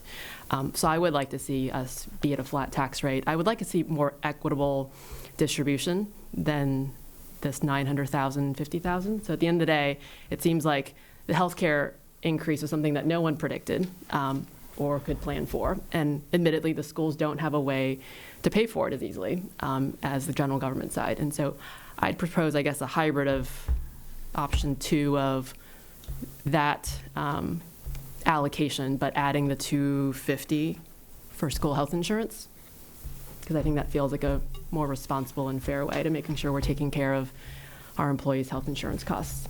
And taking it out of the city budget?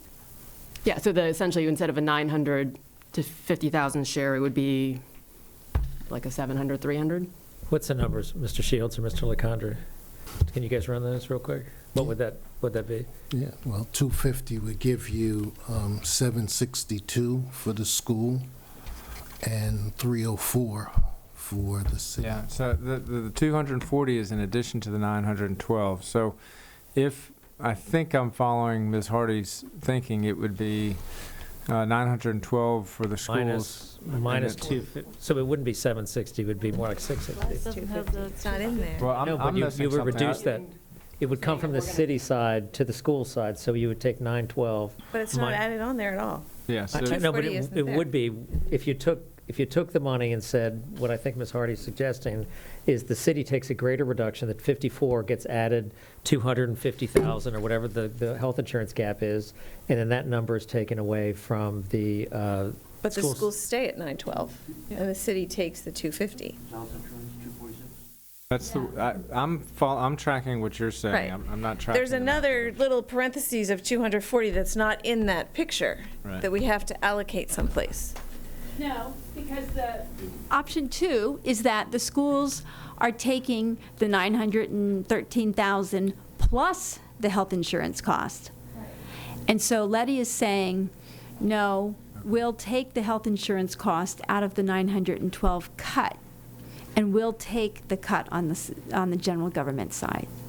But the way those numbers would look then is 912,000 reductions assigned to schools and 54,000 plus the healthcare costs to the city. That's So the then way it's those numbers 300 would work. 304 to the city, 912 to the schools.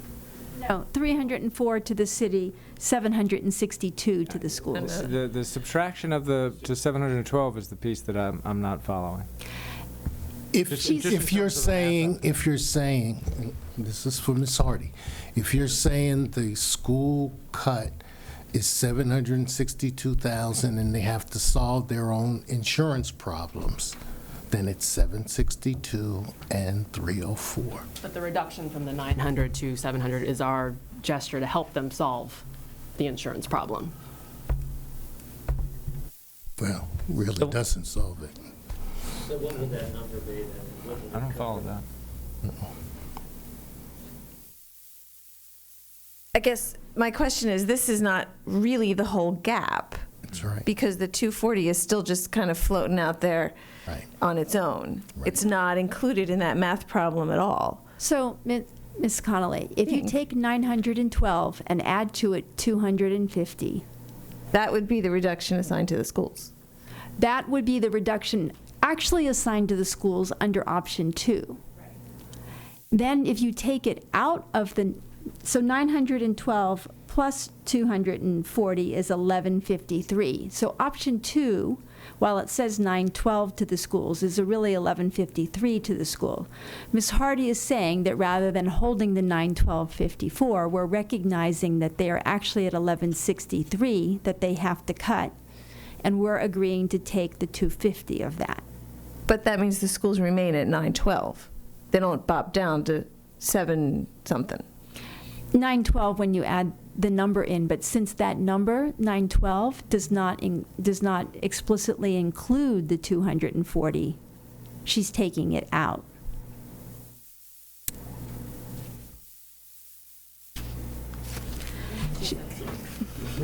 I get it.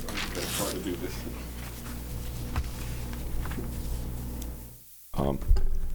Essentially, the total amount of the reduction, looking at Mr. Shields and Mr. LeCondre's numbers here, is about $967,000, which is split up here on option 2 with the 912 and the 54.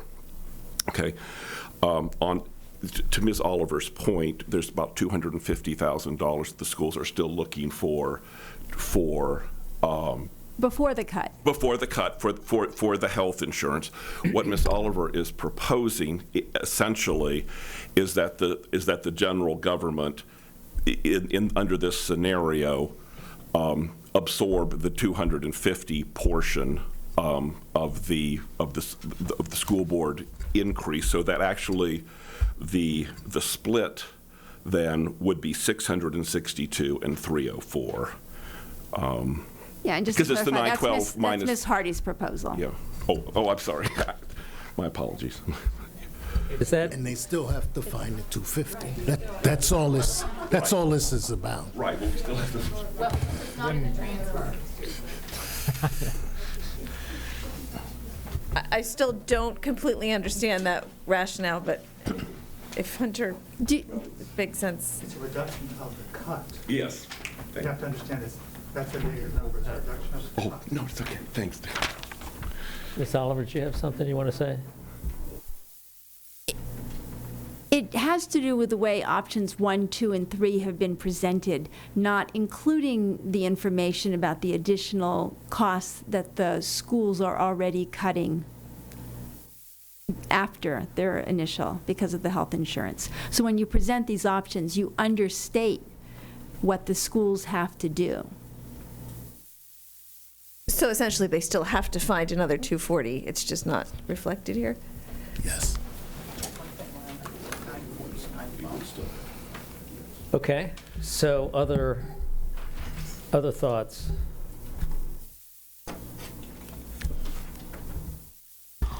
Well, since everybody's rushing ahead to talk, I'll fill in the space while you decide what you're going to do. I'm just curious what, other folks on council think about the equity of the approach that we have used ever since I've been on council, which is basically for the council to give guidance. And we've, over the last couple of years, given guidance pretty early. I mean, early, November, December, and pretty specific. And in my experience, the city side has responded to that guidance and come in with a number that is close to, if not right at, guidance. And the schools naturally have their own process and their own, commitments, and present us with a budget, which then we fold in because that's what we're required to do. It's what the manager's required to do. And then we arrive at this night. And the city's then asked to take another round of reductions and increase. Not using the word cuts here, because even under any scenario, everybody gets more money than they did last year. And the schools have only had one bite at that cutting process, at that reduction and increase process. I understand, the schools, of course, go through their own internal processes, but I'm just, as I've been here year after year, I'm searching for a way for us to find some more equitable method for making sure that everybody jumps in the pool together and has equal opportunities at what they want to have and equal opportunities to be pressed for reductions when reductions are asked by the council. And does it seem fair to everyone, the process that we have now, or is there something we could do to even things up? I know there's been talk of revenue sharing. It always comes up at this juncture. It's kind of an automatic mechanism. I mean, an enrollment-based approach is one way to do it. But if it's an enrollment-based approach, it needs to be based on actual enrollment numbers, not projections. Because the projections, they're not wildly inaccurate at all. I mean, they're actually fairly close. But here in in Smallville, the fact that they're just not quite exactly right means we're spending, time here till midnight figuring out how we're going to save, $1 million, which in the big scheme of things is just not that much money. And instead, we should be spending time, I think, talking about these big, long-term, expensive CIP projects. So I've sort of said my piece, I guess. It's what influences me this time, as it did last time, to try to, provide guidance as early as possible and really try to stick to that guidance on both sides, on the city side and the school side. So, I mean, I guess if I can speak up. The bottom line to me is we've got a whole lot of CIP expenses coming down the pike. And I think the only way that we're going to be able to afford even half the things we want to do is to have some fiscal discipline on our operating budgets. We're talking about new City Hall, 2.5 cents. Mount Daniel may have some increased costs associated with it. We're talking about land acquisition. Talking about a library. Talking about a couple cents of background noise of all sorts of other city projects and a high school. I don't see how we can afford all those things without some fiscal discipline. And it makes for tough choices. And I think we're going to have some tough decisions to make that we're trying to do right now. But I think the shell of what we heard just a few minutes ago, maybe that number with the insurance put back in, is something that I think is a reasonable place for discussion. And so I think at the end of the day, we really have to work towards a flat tax rate so we can afford the things we all want to do in the future. They're going to benefit everyone in the city. So I certainly want us to keep working tonight towards that flat tax. But I think what we just heard a few minutes ago of that 912 plus the insurance number back in is something that I think deserves some consideration. Ms. Oliver? So I'm a great proponent of fiscal discipline, but I think part of fiscal discipline is actually being willing to pay for what you want and not borrowing from the future. And my concern has been that for several years, council has been very focused on, let's keep the tax rate flat, or let's barely raise it, let's do the minimum that we can, while we've still wanted to add things to our program and had things that we wanted to do. And so sometimes we've done that by borrowing from the future. And for 2 or 3 years now, we've been paying for our operating budget with one-time money. And when you do that, sooner or later you run out of one-time money, and that's the crunch right now. So if what you're saying is that we need to show some fiscal discipline and we need to cut back for everybody on the spending because we've got major infrastructure improvements that we haven't spent money on over time, that's one thing. But pegging it to it has to be a flat tax rate sounds like you're pandering to the public. So I think that the question of fiscal discipline is very complicated. And while I agree that we do need to be thinking carefully about our operating budget, I think what the bigger question is what Mr. Duncan said. We need to be thinking about our CIP. That's what we need to be spending time talking about. And the questions there are, what are the things that we can afford, and what are the things that we need to do? And if you want to put an addition on your house and you choose not to spend money on the brakes on your car and you kill yourself driving home one night to the new house, it doesn't do you any good. And so we've got to balance that investment in infrastructure with what we can afford to add on to the house. And that's the bigger question that we've not really addressed here. Everyone's just assumed that the CIP is going to be what the CIP is. Ms. Hardy has raised questions about City Hall, and she's raised questions about the library.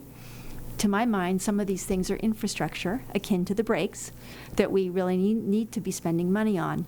But if that's the case, the broader question is we're making a choice here between what we can afford to do on our CIP program in the future and what we're prepared to spend right now. And cutting now in hopes we can afford more later isn't actually being very fiscally responsible, because at the end of the day, I'm not really sure we can afford as much as we want. And that's my concern with this, and I feel like we haven't had that more important discussion. And so what would you propose as far as this year's budget? I think the more important discussion, and it's late in the day, is whether or not the CIP is realistic. Well, that's part of our discussion tonight. Do you feel that, did you not want to have some of the items in the CIP that are in the CIP? I think that we should have started the CIP with what is the maximum debt capacity we have, and then figure out with the funds that we could spend on debt, what are the top priorities? And that conversation needs to occur in the context of it's everyone's always assumed that we will get a brand spanking new high school. I understand that it's easier. I understand that it's more attractive. I understand that, it's harder to do renovations. I understand that it can be more costly in terms of total dollars in the long run to stage a renovation. But the fundamental question we need to be asking is, as we look at the options we have available for us on the high school, can we afford that high school in the CIP? And aren't we fundamentally making a choice between whether or not we're going to stretch and get the shiny new building, or whether we're going to deliver the program in the operating budget that the schools want? And I'm concerned that we're just planning to cut the operating program in hopes that we can stretch to do the CIP, when there are a certain number of students and parents and other community members that feel that the quality of the teachers and the number of teachers and the size of the school are more important than what the building looks like. Okay. Other comments? If you like.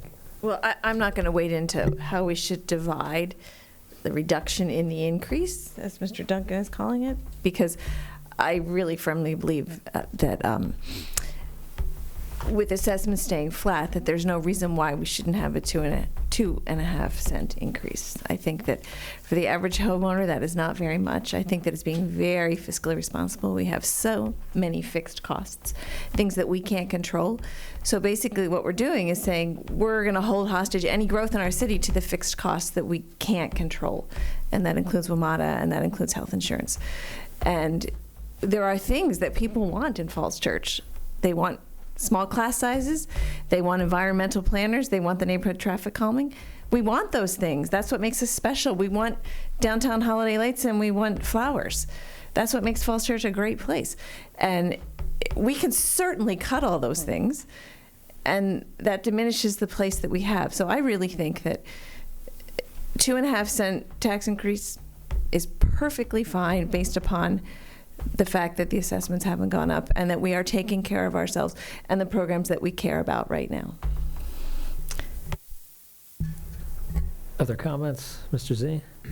Well, I'm so glad that Ms. Oliver talked about fiscal responsibility and making hard choices here. It seems completely appropriate at this point in time to, it may seem rather petty, but it really goes to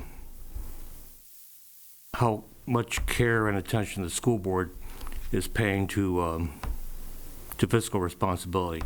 So it's not really about a choice of building an addition or doing the brakes on your car.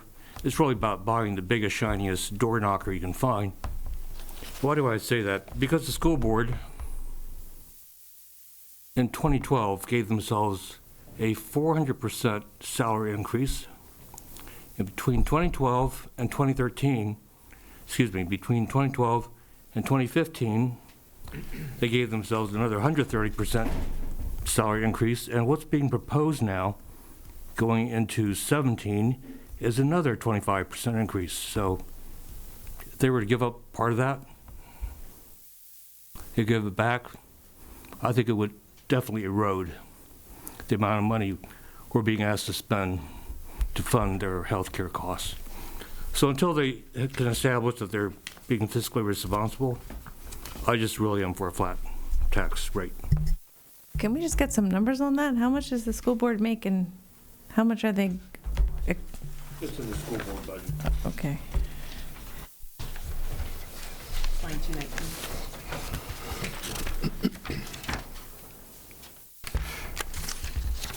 Like I said, it may be petty, but I think it really goes to the heart of the issue. I'm sorry I had to be the one to bring it up, but it's never been presented to us. Ms. Connolly, the Q&A for today's date would be line 233 for question 14. The Vice Mayor does include the proposed increase from this year to next year, which is another 25% above that. So the chair is going to go from 650 to 813. Now the metric here is that Fairfax County, they just gave themselves a school board increase as well. And it comes to less than a third of what they pay their board of supervisors. So that's the metric. So in Fairfax County, the comparison between the county board and the school board is 1/3. Okay, other comments, questions? Ms. Hardy? So in response to the Vice Mayor's point around things that make the city special are things that people want to invest in, flowers, investments in downtown. I just want to also, for us to true back to one of the values that we talked about in our offsite when we talked about the concept of affordability. And I want to make sure we keep that in mind. I think one of the best ways to keep this affordable, with rising house prices and real estate, what it is to keep the tax rate as low as possible. And so I think that's really important when we think about responsibility to our senior citizens, responsibility to families here who live on one income, people who are renting. I think it's just important to make sure that we true back to the values that we talked about that are important for the city, and ultimately the long-term sustainability of the city. Because I do worry that with the staggering increases we have with the CIP, that we create this affordability crisis here where we don't have people who can afford to live here. We, chase out all the empty nesters, have these $1.5 million homes where only very wealthy people can live, and that's not ultimately the kind of city that we want. And so I would like to see us hold the tax rate for many reasons, but especially the social reasons and the values that we've espoused before. Other comments? In that same vein, I mean, I would love to have us, see that we have a shared purpose. I mean, when I hear the schools talk, they want, fundamentally, the biggest cost driver on the school side is salary, personnel costs. And they want to pay their teachers comparable, not as much, but within range, 3 to 5%, I think, is the number of what Arlington teachers are paid. You know what? No teacher anywhere in the world gets paid enough to put up with the modern child. And I know that, having had two. They do a great job. Just last week we were, in Dr. Dippold's class, seeing what an excellent job our teachers and our kids do. I'm not throwing down on the kids. And of course, we want our teachers' pay to be competitive to Arlington's. On the city side, I'm concerned that our tax rate is not competitive with Arlington's. I mean, the problem with the thinking that, it's just another $60, $80, $200. And listen, I've voted for budgets that increased, taxpayers' costs by that amount of money. The problem with doing that year after year is that one day you wake up and you've got a tax rate that's, 30% out of whack with your next door neighbor. And that's where we are right now. I mean, at the time that we're sitting here talking about increasing our tax rate, Arlington is talking about decreasing theirs. Now, granted, maybe the assessment picture is a little bit different, but the optics of their political leadership doing what they're doing. I mean, can you imagine here the good cheer that would break out if both the schools and the city council could get together and acknowledge that we're going to take a year where we're going to try to keep the rate level. And it's not like your taxes aren't going to go up, right? I mean, remind me, Mr. Manager, we're increasing the cigarette tax. Everybody's for that. We're increasing the stormwater utility fee. Not a lot, but, a little bit every year. We're increasing the personal property tax. So if you have a vehicle, you had to buy a new van because you had a second or third kid. It's not like we're some sort of, Tea Party activity going on here. It's just not that way at all. If we could send a signal that, in combination with appropriate development, short speech here about how important it is to try to keep up, development, so we bring in the kind of revenues that enable this to really be a fairly easy year. I mean, honestly, we're just not that far apart. It concerns me, the biggest thing, the second biggest thing that concerns me, after the fact that we haven't had enough time to talk about the CIP stuff, I think, is that we are not right now talking about a major project that 3 years from now is going to start yielding revenue. Ever since I've been on council, the budget season has been coincident with serious talk about, Harris Teeter, Lincoln, Kensington. We don't, Mason Row. We got nothing in the pipeline right here, right now, and that's going to be a problem for the council that serves 3 or 4 or 5 years from now. So especially this year, when we are getting ready to embark on these major capital projects that I don't know how they're going to go. I mean, I don't know we're going to get a brand new school. I honestly couldn't tell you. But I know whatever it is, it's going to cost some big money.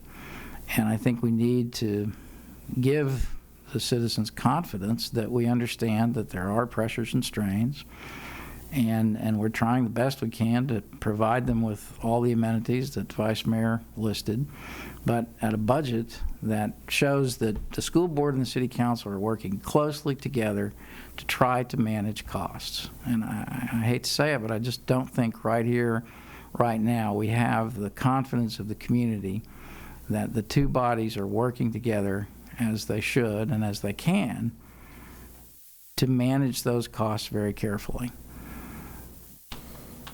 And so these are the factors that lead me to just think it's very important this year to try to keep the rate level while including some tax increases here and there. I have a little objection with your chart because you don't include the asterisk. You know, we do have a stormwater fee now. I mean, I think that ought to be in there, full disclosure. But, you know, the thing that everybody focuses on is the property tax rate, and it just seems like we're within grasp of being able to keep it level. And I think if we could do that, it would set a good foundation for us to have discussions about these major infrastructure projects, whatever we decide on them. The community would have more confidence that, you know, we are sharpening our pencils and really keeping in mind that we do want this to be a community for all generations, not just a dormitory for people who move in, have their kids, put them through school, and then move out. Of course. So we have a situation here where the manager has to do a markup and bring it to us next Monday. We have a tentative meeting scheduled tomorrow night. Of the people in the room, one person has voted for option 2. 2 people, as I see it, Letty and Dave, have said they prefer option 2B, which is the modified option 2. Mr. Z, I have not heard what your preference is among the 4 options. I believe at this point we need to give him some direction to move forward. While I may not agree with the majority, I would like the manager to be able to move forward because I think it would be helpful if he could tell us what the implications are of your choice so that the community has time to weigh in on whether they share your consensus for what you would like to do. Do you have a particular thing, Mr. Z, that of the options that you prefer? Mr. Mayor, if I may, I might be able to help clarify. Sure, okay. Okay, come on up. I just wanted to hear what he had to say. All right, why don't you, if you can't, just let Ms. Oliver finish her thought, and then we'll get you right up, okay? I just wanted to see whether Mr. Z had a position, because if we have agreement, a majority, then the city manager knows what he needs to work on. That's a fair question. So I've looked at option 1, option 2, and option 3 and heard the discussion on option 2 and with regard to the haircut that people have to take here. And I think what you're characterizing is option 2B, which puts into play all the things that we agree need to be funded, appears to be the one that has the most support. So to the extent that keeps the tax rate flat, I can get behind that as well, if that's what you're hearing. But Could I just follow on to that? Then, Mr. Shields, if the will of the council at this time is to pursue the option 2B, are you prepared to present on that tonight, or do we need to have you come back to us tomorrow? What we could do is just talk about an approach and specifics, and see if we couldn't wrap it up tonight. You know, I think we could put. I've been working with staff, so I've got some proposed reductions, and we could discuss those. So why don't we give the chair of the school board a moment to come on up, and thank you for your patience. Sure, just a bit of clarification for Mr. Z's benefit. He suggested that there's an increase in this year's budget for school board member compensation. Last fiscal year, we took the compensation up to the numbers that you see now, $650 for the chair, $550 for the vice chair, $450 for the general members. Under Virginia law, bodies cannot affect raises to their compensation that will be effective unless and until there's been an election. So that last cycle brought into effect this current compensation scheme. There is no proposal in this year's budget, nor would it be able to take effect until after the next election. So the numbers that you see now were voted on last year. There is no plan to keep those numbers, and they will remain. Before you continue here, Mr. Castillo, you know, your budget shows that coming into 2015, School board salary, 28K, 1635.1, 2017 proposed 41.4 now. And the numbers from the city manager seem to verify that, so regardless of what you're telling me with regard to process, the fact remains that you still did vote yourselves a salary increase. Is that true or not? It was true last year, Thank yes, you. but there is no increase this year, and so. Or not, nor one proposed for 2017? Well, just to be clear, Mr. Z suggested that there was, I think, an $800 number floating out there. No such number exists. Well, it's in the budget here, so it might be for some conference or stuff that we don't know about, which is fine. Okay, well, let's try to. So, just so the record is clear, Mr. Mayor. No, of course, I appreciate your clarification. Why don't we go on then and try to, it seems like there's a consensus, at least among several of us. I don't know if Mr. Duncan will come around at some point or the other, but why don't we move on now to the city side of how you might suggest to get to that number that you just heard. Okay. So in terms of the things that we would put forward for discussion, we do have 3 term positions. This includes the transportation planner, the environmental coordinator, and the treasurer and commissioner revenue agents. Those, as noted in the responses to questions, are together $267,000. There are other options, however. Those are all positions that are currently filled. Those are positions doing good work, important work for the city, and those would not actually be the reductions that I would recommend at this point. So in terms of changes that I think if you wanted to add these up, in court services, we have an administrative aide that will be leaving. There will be savings with that position, so that's actually not a difficult reduction. That would be $30,000.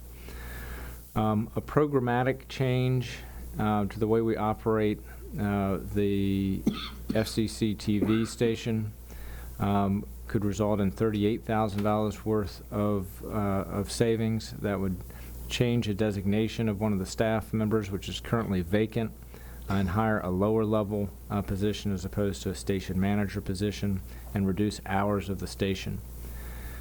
The youth mentorship program, that is a partly contracted program as well as a staff position in the city. We can reduce the staff and cut the contract. That's $25,000 of savings there.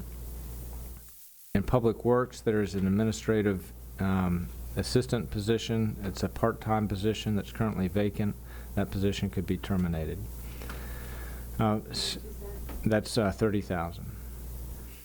We have overtime, which we will need to make targeted reductions to overtime. In terms of areas that I would not recommend cutting overtime would be in the area of public safety or in the area of Public Works for emergency response. Those are areas of overtime that even if you cut the budget, when it gets down to it, you got to spend the money. And so if you took a targeted approach only towards staff, really City Hall based, and changed the way that certain operations are done, we could achieve potentially $80,000 worth of overtime cuts. In the area of IT, we did have, late in the budget process, we scrapped funds together in order to do an IT refresh for desktops and servers in the amount of $25,000. If that were cut, we would not do those refreshes. The way we did refreshes last time was we did them all at once for the entire city. That was 2 years ago. We want to get into more of an incremental mode on IT refreshes. This would delay that. That's $25,000. The last two, one is a change in terms of the state law, in terms of fines that are collected by the city. That's $26,000, and so that we believe that without any changes, we can forecast an additional $26,000 in fines that will come to the city.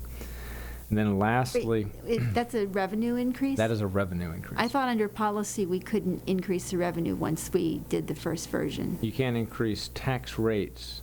The revenues, this is a change that the General Assembly has made where they essentially sequestered fines that originated in the city. That has been repealed.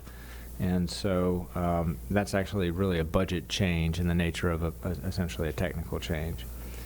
I'm sorry, how much is that? That's $26,000. So taken together, those, without making any changes to the term positions, that gets you close to the $300,000 level. Okay. Comments, questions? Ms. Oliver? Mr. Shields, are the term positions fully funding themselves? Because when we did the one-time money, we said we were only going to continue those positions if they brought in grant funds to fund themselves. So taking them in their different pieces, I would say that I need to get back a written report on these. But if you take them in their pieces, the treasurer and commissioner positions, I'm waiting on a report from the treasurer on that. The transportation planner, we have been very successful in getting transportation funds for capital projects to the city. I think a very good case can be made for that position in terms of the revenues that we've been able to generate. And then the environmental coordinator position, we did get a $50,000 grant this year.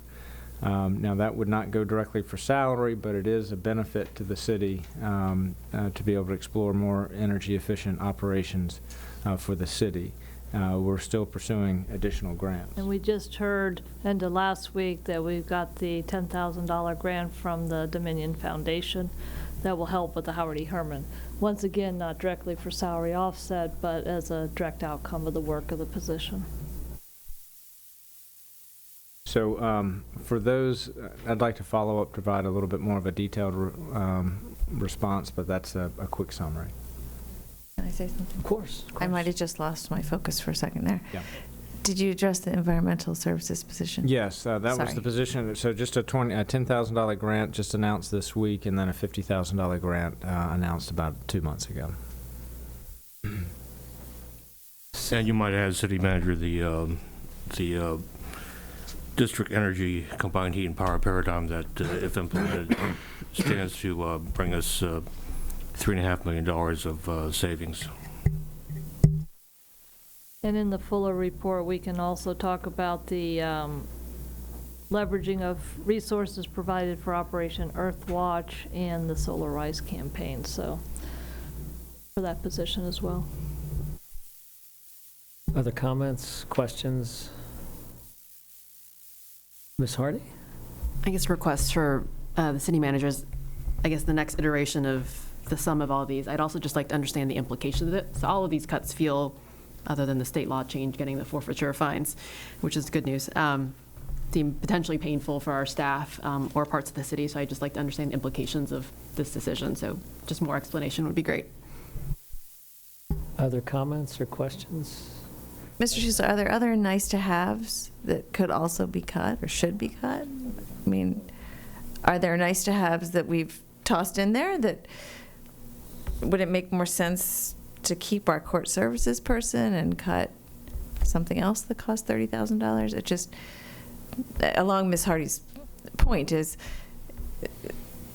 someone's been doing that job, and if no one's doing that job, who's going to take care of court services? So, well, just to be clear, we have a retirement that's happening in court services, and so that savings is in the nature of, we expect we'll hire someone at a lower salary level. So that's probably more of a technical change, like the fine one.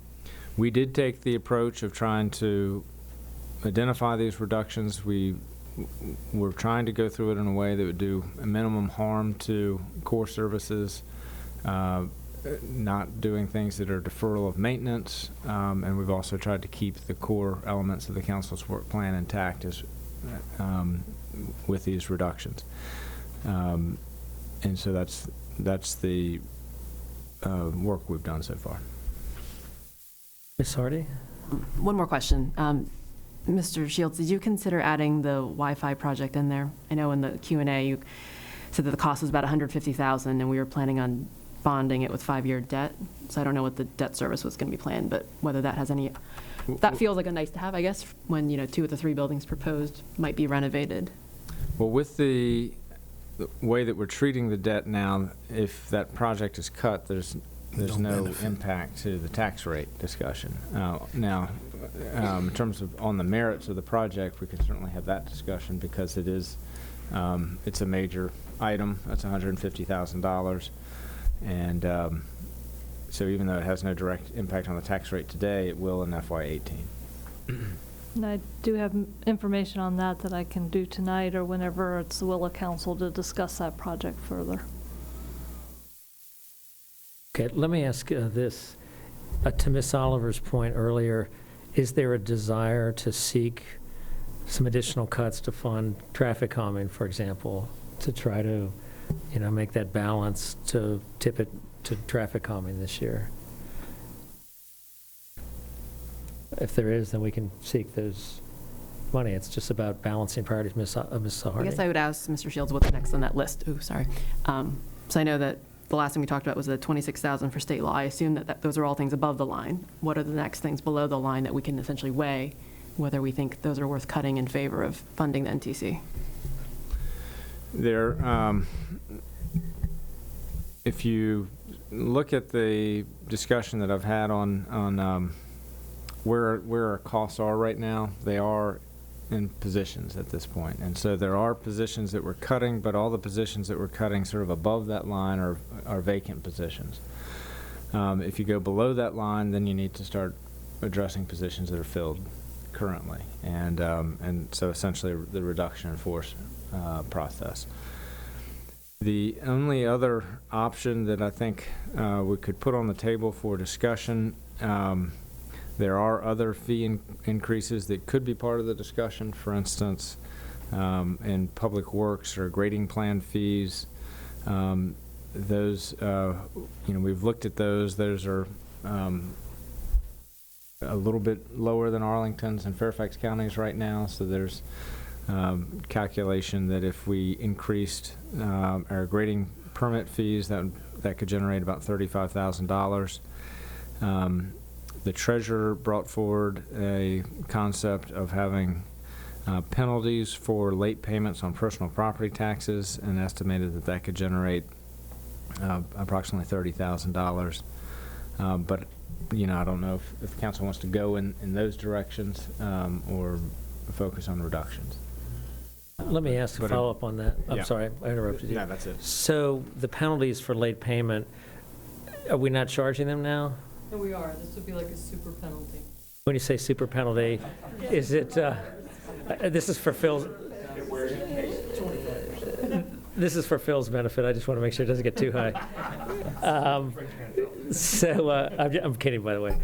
Phil's very prompt with his payment. So when you say super payment or penalty, is it in line with any of the local jurisdictions? Arlington and Fairfax both have something called a super penalty. So 10% late penalty when you're 1 day late. That's what we have now. And then the super penalty would kick in at 45 days.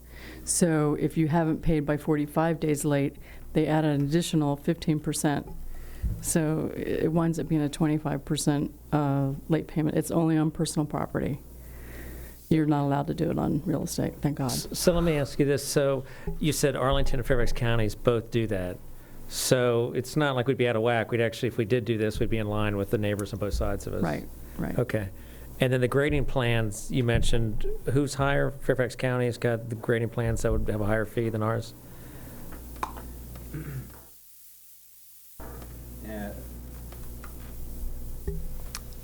We can provide a report on this. This would not be done, what we could do is if that was a direction we wanted to go in, we'd have to prepare an ordinance and that would be enacted in the May-June timeframe.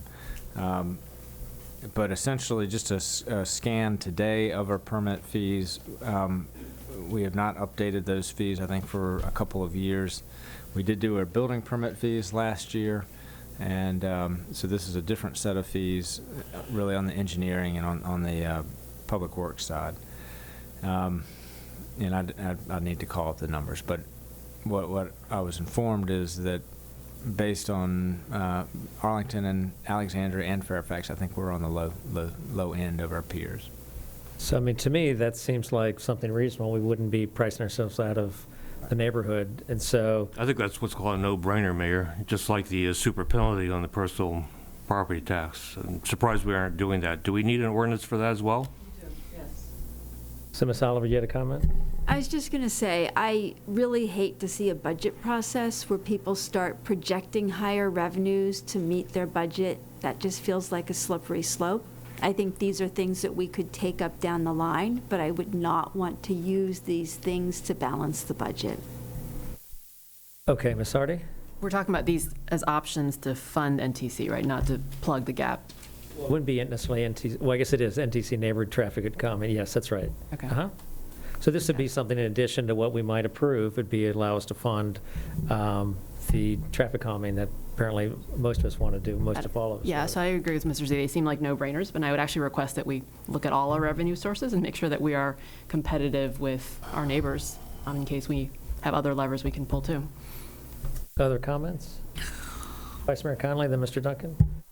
Mr. Shields, so you're leaving our core services intact with this plan, Yes. and we're cutting things that have been considered core in the past, but now are on the bubble. Well, the youth mentorship program, just as an example, that's a 5-year-old program. In its initial year, we had 11 mentees with it. It has averaged 5 mentees per year. It has a cost of $25,000 per year. We currently have 1 mentee enrolled. And so, when we're looking at reductions, I want you to be aware of those numbers, just as an example.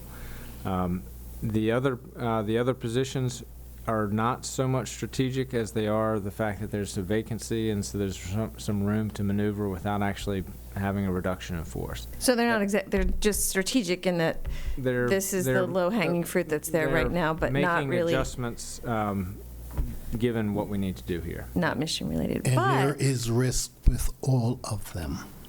What do you mean by that? Risk that the job's not going to, the services aren't going to be able to be provided because. If we do strategic overtime, it doesn't say that we won't need to have overtime. All right? So we could go over on overtime is what you're saying. So one of the things that I can't believe isn't in here is holiday tree lights. Is that a core function of the City of Falls Church? Well, we've purchased the lights, and so really the cost now, particularly if we are wrapping the trunks, it's not a very expensive item. But how much is that item? I'll need to get that number. Because I certainly would prefer to cut that than to cut a Public Works administrative assistant. Well, I disagree with that. We do have, I will say this, that because we've purchased the lights, if I suppose we could sell the lights, but Because we've purchased the lights, it's a sunk cost. It's a sunk cost. Why don't we have the Public Works Administrator wrap the trees with the lights? Then we'd have to have a administrator there. We don't have one. Okay, other comments? May I, since we're diving down into the deep weeds, it appears that my commitment to lighting the trees has not been punished, so I'm pleased about that. However, my small efforts to try to get the cable TV station to, be a more viable activity. Could you talk just a little bit more about what your plans would be there as the council's liaison to that group? I feel like I should be able to represent the strategy that's involved. So the strategy would be to not have a station manager, which is a higher classification position and a higher salary, and instead have 2 videographer positions. And so that's one chunk of the savings. The other chunk of the savings is that we currently operate hours where we're open on the after business hours, just on the expectation that anybody can walk in and might want to film something or use the studio. And we would no longer do that. We would cut those hours, and instead, for the public, you would be by appointment only for those after-hours time frame.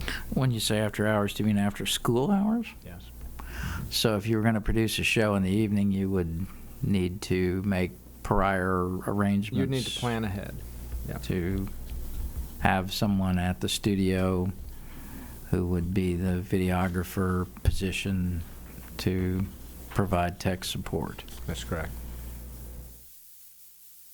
Well, you know, this all seems to be a good example of what I said at the very beginning. I mean, I really feel like the city goes through a pretty rigorous process at the outset.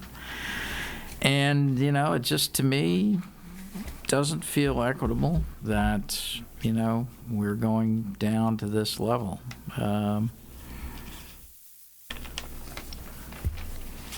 So I guess I'll just leave it at that for right now. So let me ask just once again, is there support for increasing the fees that we heard about, which would have to be done by separate, I know we don't have it on your end, but among others, by resolution to increase the fees for the treasurer and also for, we don't need to do that for grading permits or otherwise, that's just administratively done, correct? So it would just be, the ordinance would be something that would come separately for the treasurer's charges. But is there general agreement or desire to do both of those things?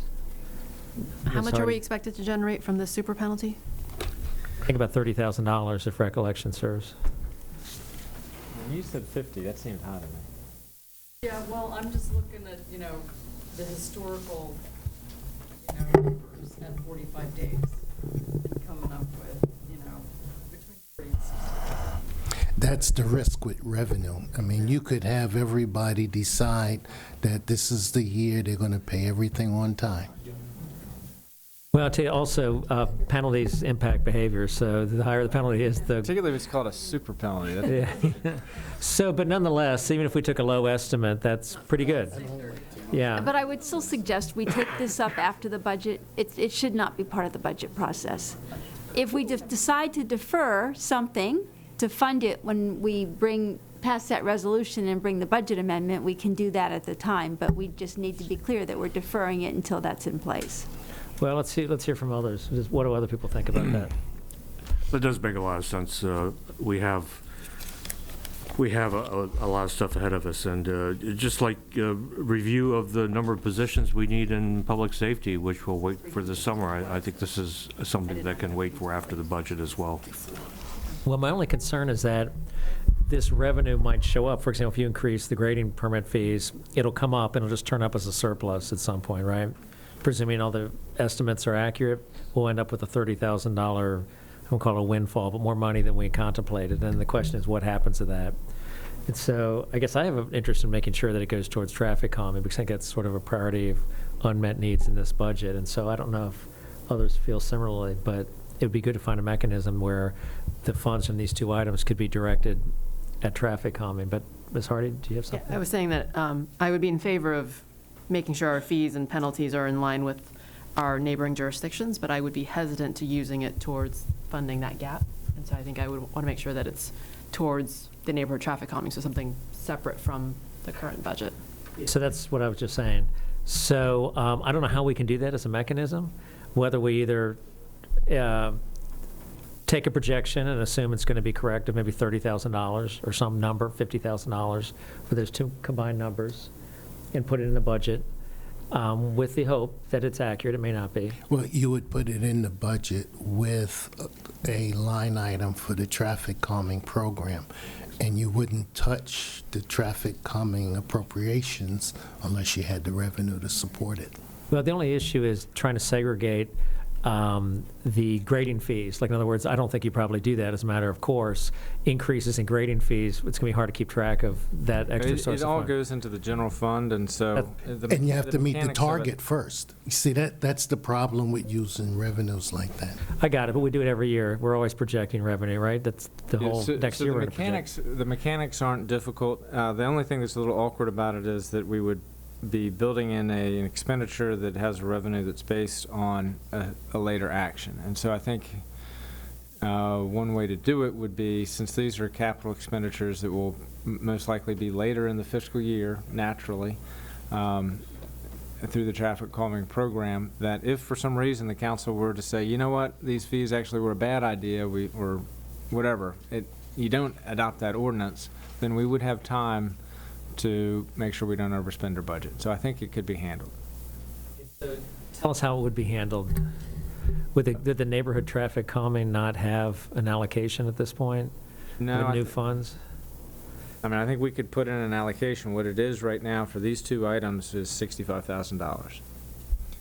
So we'd put an allocation with an asterisk that it wouldn't be dispersed until funds are received? Well, it would be, the only asterisk would be that you actually adopt the ordinance that these revenues are predicated on. If you decided at the end of the day not to adopt that ordinance, then the asterisk goes into place and that $65,000 doesn't exist. If you adopt the ordinance, it would be like any other revenue projection that we make. It would be presumed to be valid unless we get through the year and find out that it's not. But it's not. That's true with all revenues that we have. But $60,000 is two different components. One is grading plan fees, right, increases in grading plan or other plans, and that's not separately taken out. So it's hard to keep track of that money, right? You don't want to keep track of that. Mr. Mayor? Yes. I'd like to note that it's after 10 o'clock and nobody's made a motion to continue, so I'd like to make a motion that we come back tomorrow night. Mr. Mayor, I move we continue past 10 o'clock, if I may. Okay. Well, Second that, second which motion? that we continue tonight past 10 o'clock. Okay. Confirm that the motion to defer tomorrow didn't get a second. Sure. Is there a second for that first motion? Okay, so there's not a second for the first motion, but the second motion has a second. So why don't we do a vote on that? All in favor of Mr. Duncan's vote, say aye. Aye. Opposed? Nay. Okay, abstentions? I think the ayes have that one. So, okay, so I guess just the question is there a desire to do what we were just talking about? In other words, have these fees be allocated towards neighborhood traffic calming, which may be a little bit awkward, but is there a desire to do that nonetheless? I would really request that we do this as a future budget amendment and that we just asterisk the budget as we're going to do a future budget amendment if we find the revenues. Okay, does anyone else have any thoughts or comments? I would agree with Ms. Oliver on that. Okay, what does everyone else think? Yeah, I think to the extent that the need for capital funds is after we pass the budget, that we can certainly do this later. Agreed. It will give the city manager and our CFO time to put together an algorithm to track these numbers. Okay, so I guess then, how about this? Is there a consensus to do the ordinance to allow the treasurer to collect the super penalty? Nod your heads or whatever you want to Yes. do. Okay, Yes, but I don't feel it has to happen next week. got it. And Ms. Conley, Vice Mayor Conley? Yes. Okay, so you've gotten that direction. Can you all together come up with an ordinance for us to pass, maybe not next week, but in the near future? Yes, we will do that. And I think those are good decisions. The truth of the matter is these came up like this afternoon, so it is worth time to do it right and make sure we've got our numbers correct, and we can make a budget amendment at that time. Okay, Ms. Hardy? Can I reiterate the request to just look at other revenue levers we have, just to make sure we're competitive? Like if we just discovered these two, maybe there's some more. And Mayor, just for the record, it will be two ordinances because the grading plan is in the city code, so we also will have to amend those fees. The actual fee amount is in the city code? You actually put that, Yeah, okay. the actual dollar amount. All the All right. building permit fees and everything are specified. Okay, well, why don't, before you put that ordinance forward, if you can just re-examine all of them, as Ms. Oliver or Ms. Hardy suggested, and see if there's anything else you want to update at the same time. All right. All right, is there any other budget discussion to be had? Yeah, of course. Well, since Mr. Castillo, Dr. Jones, and Mr. Kimball are here, should we ask them where they think their cuts will come for their $912,000? I mean, I think that's the other part of it. If we're going to keep the tax rate flat, we need to know what the consequences are going to be to the school community as well. Okay, what you got? Ms. Jones, or Dr. Jones, welcome. Thank you for patiently sitting back there. And really, this will be very quick because the school board meets tomorrow night. And so if we are facing just under $1 million. We have a lot of work to do. We really only have 2 places, and that's no salary increases and not hiring teachers to maintain class size. So it's either one or the other, or letting some classes spike to 27 and 29, and taking that 2% salary increase that we've planned for the whole staff and not doing it. That's it. I mean, we've cut everywhere else we can. But the school board will have to take that up tomorrow night. And so, Dr. Jones, can I ask a question? Before we vote on this on Monday, will the community know what the school board would be likely to do? And the chair actually, I think, wanted to come and speak to that. I don't know, Mr. Sure, Castillo. of course. But it'll depend on tomorrow night. But again, we just don't have a lot of options because we last year had already cut positions in last year's budget to balance. And in this year's budget, we've cut everywhere we can to bring in the budget that we did for a growing school system. Chairman? I'm not, thank you, Mr. Mayor. I'm not sure where we'll be at this point next week. I think there's a New York Times columnist who uses in his columns from time to time the word savage cuts in budgets, and I think $912,000 will result in savage cuts, and I don't exaggerate. I think it will be reductions in compensation, increased class sizes, not either or, but both. And I don't see any way around that. We've made as clear as we can that we worked hard to present needs, not wants. And so so at this point, I think it's unclear that we could process a reduction of that magnitude in any responsible way. So thank you. Thank you. Any questions? Okay. Anything else on the budget side? No, that's it for the budget. The only other thing on the agenda is just the charter for the Streetscape Committee. Okay, want to go to that?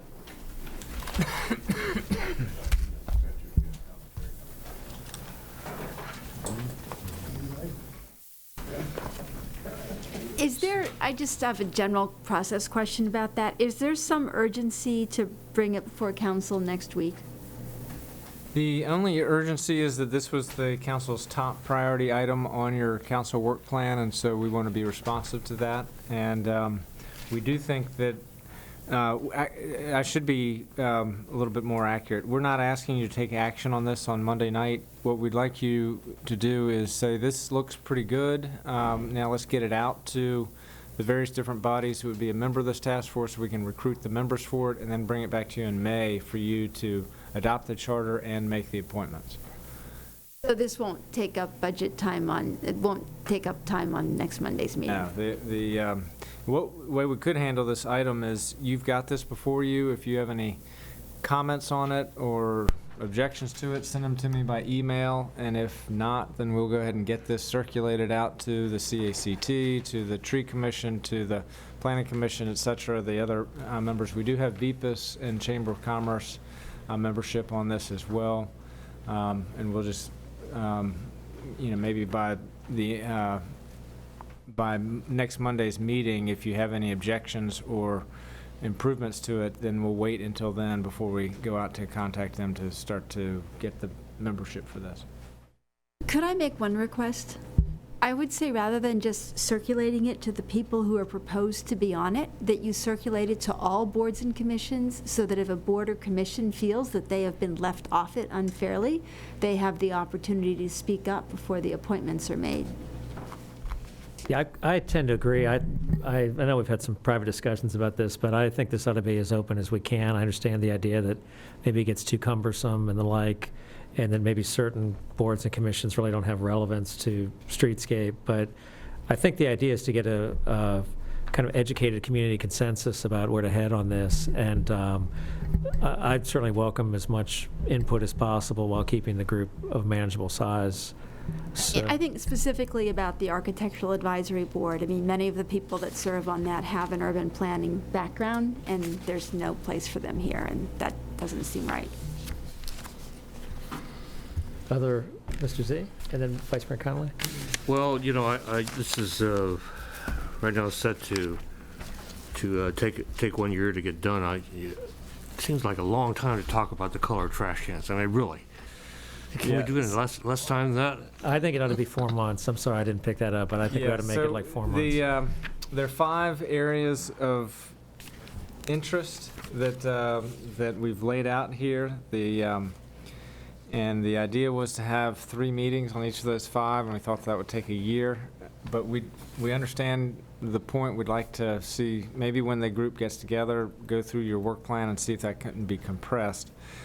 I think probably for a charter perspective, if the council were to give it a year and then sunset it, and they have to come back if they haven't done their work by then, basically it doesn't go on any longer, so they need to get their work done by then. That would be the outside limit.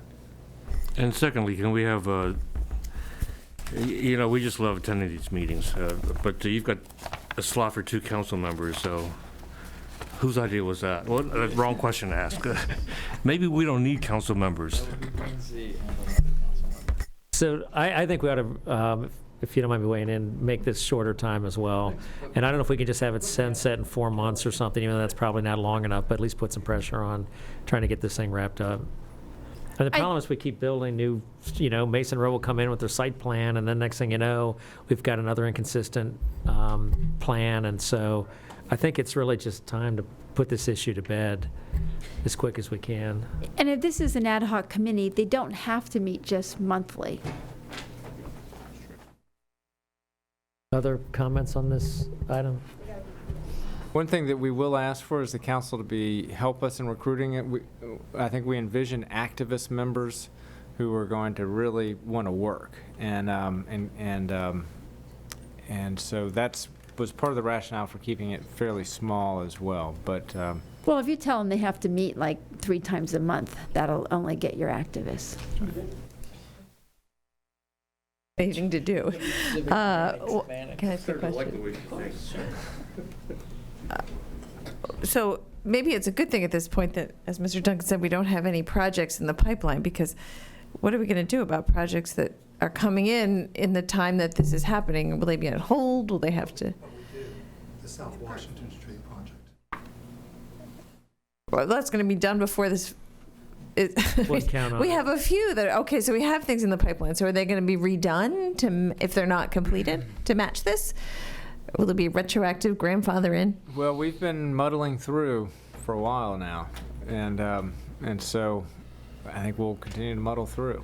But it'll be, hopefully better informed maybe than it has been. I mean, the tree pit design, for instance, is one that there's just a big diversity of views on how those need to be resolved. So we've laid them out here in terms of the work plan just to try to check these off.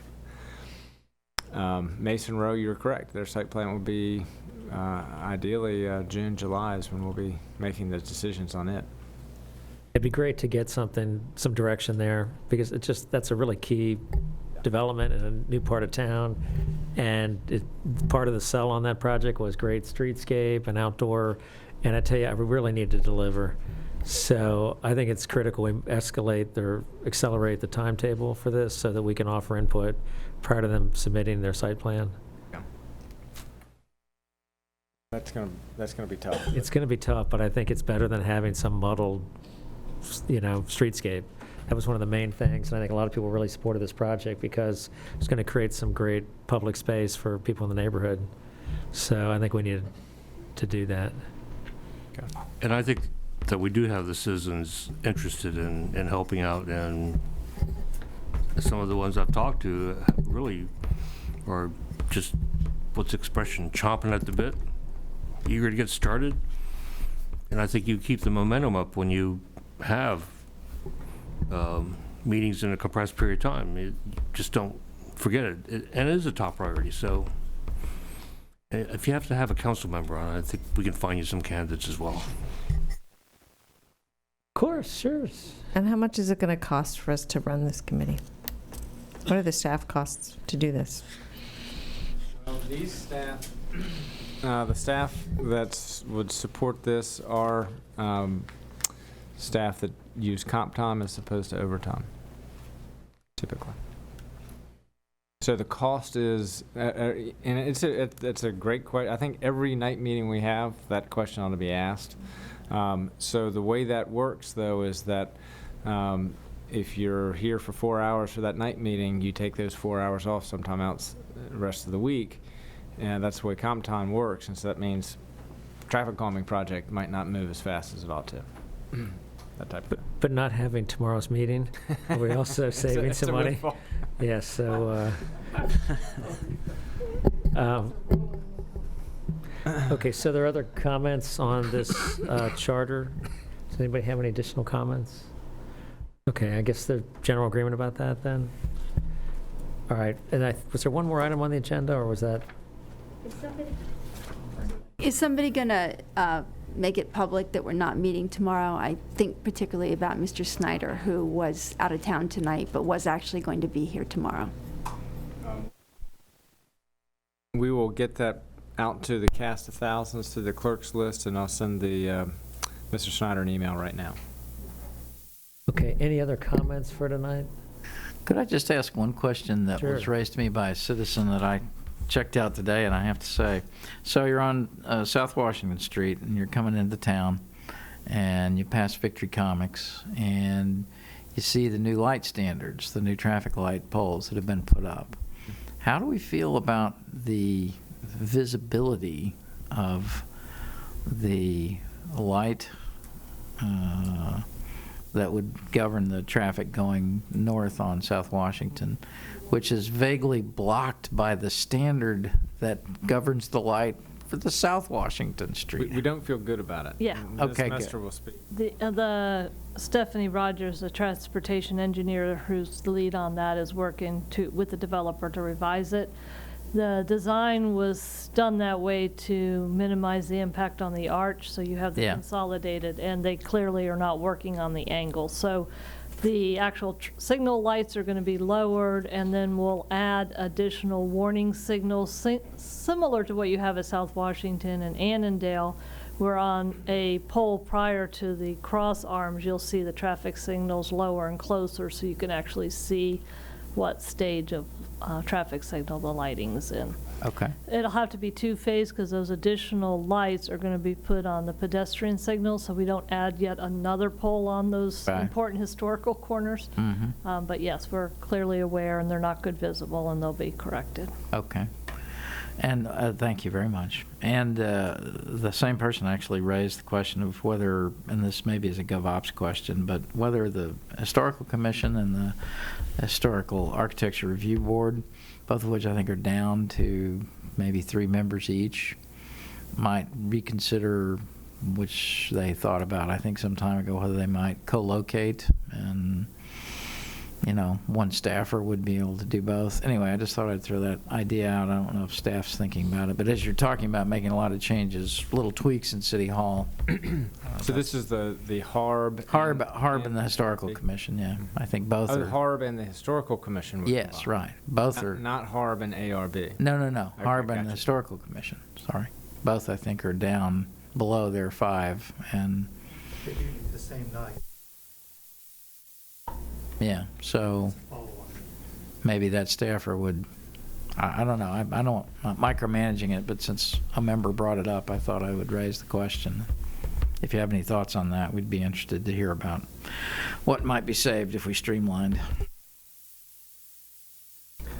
And we could Okay. assess staff savings. Probably the biggest impact was the ability to get membership and quorum. Any other comments or questions tonight? Or should we go ahead and adjourn? All right, we are adjourned. So we would meet next Monday, correct? Okay. Okay, thank you all.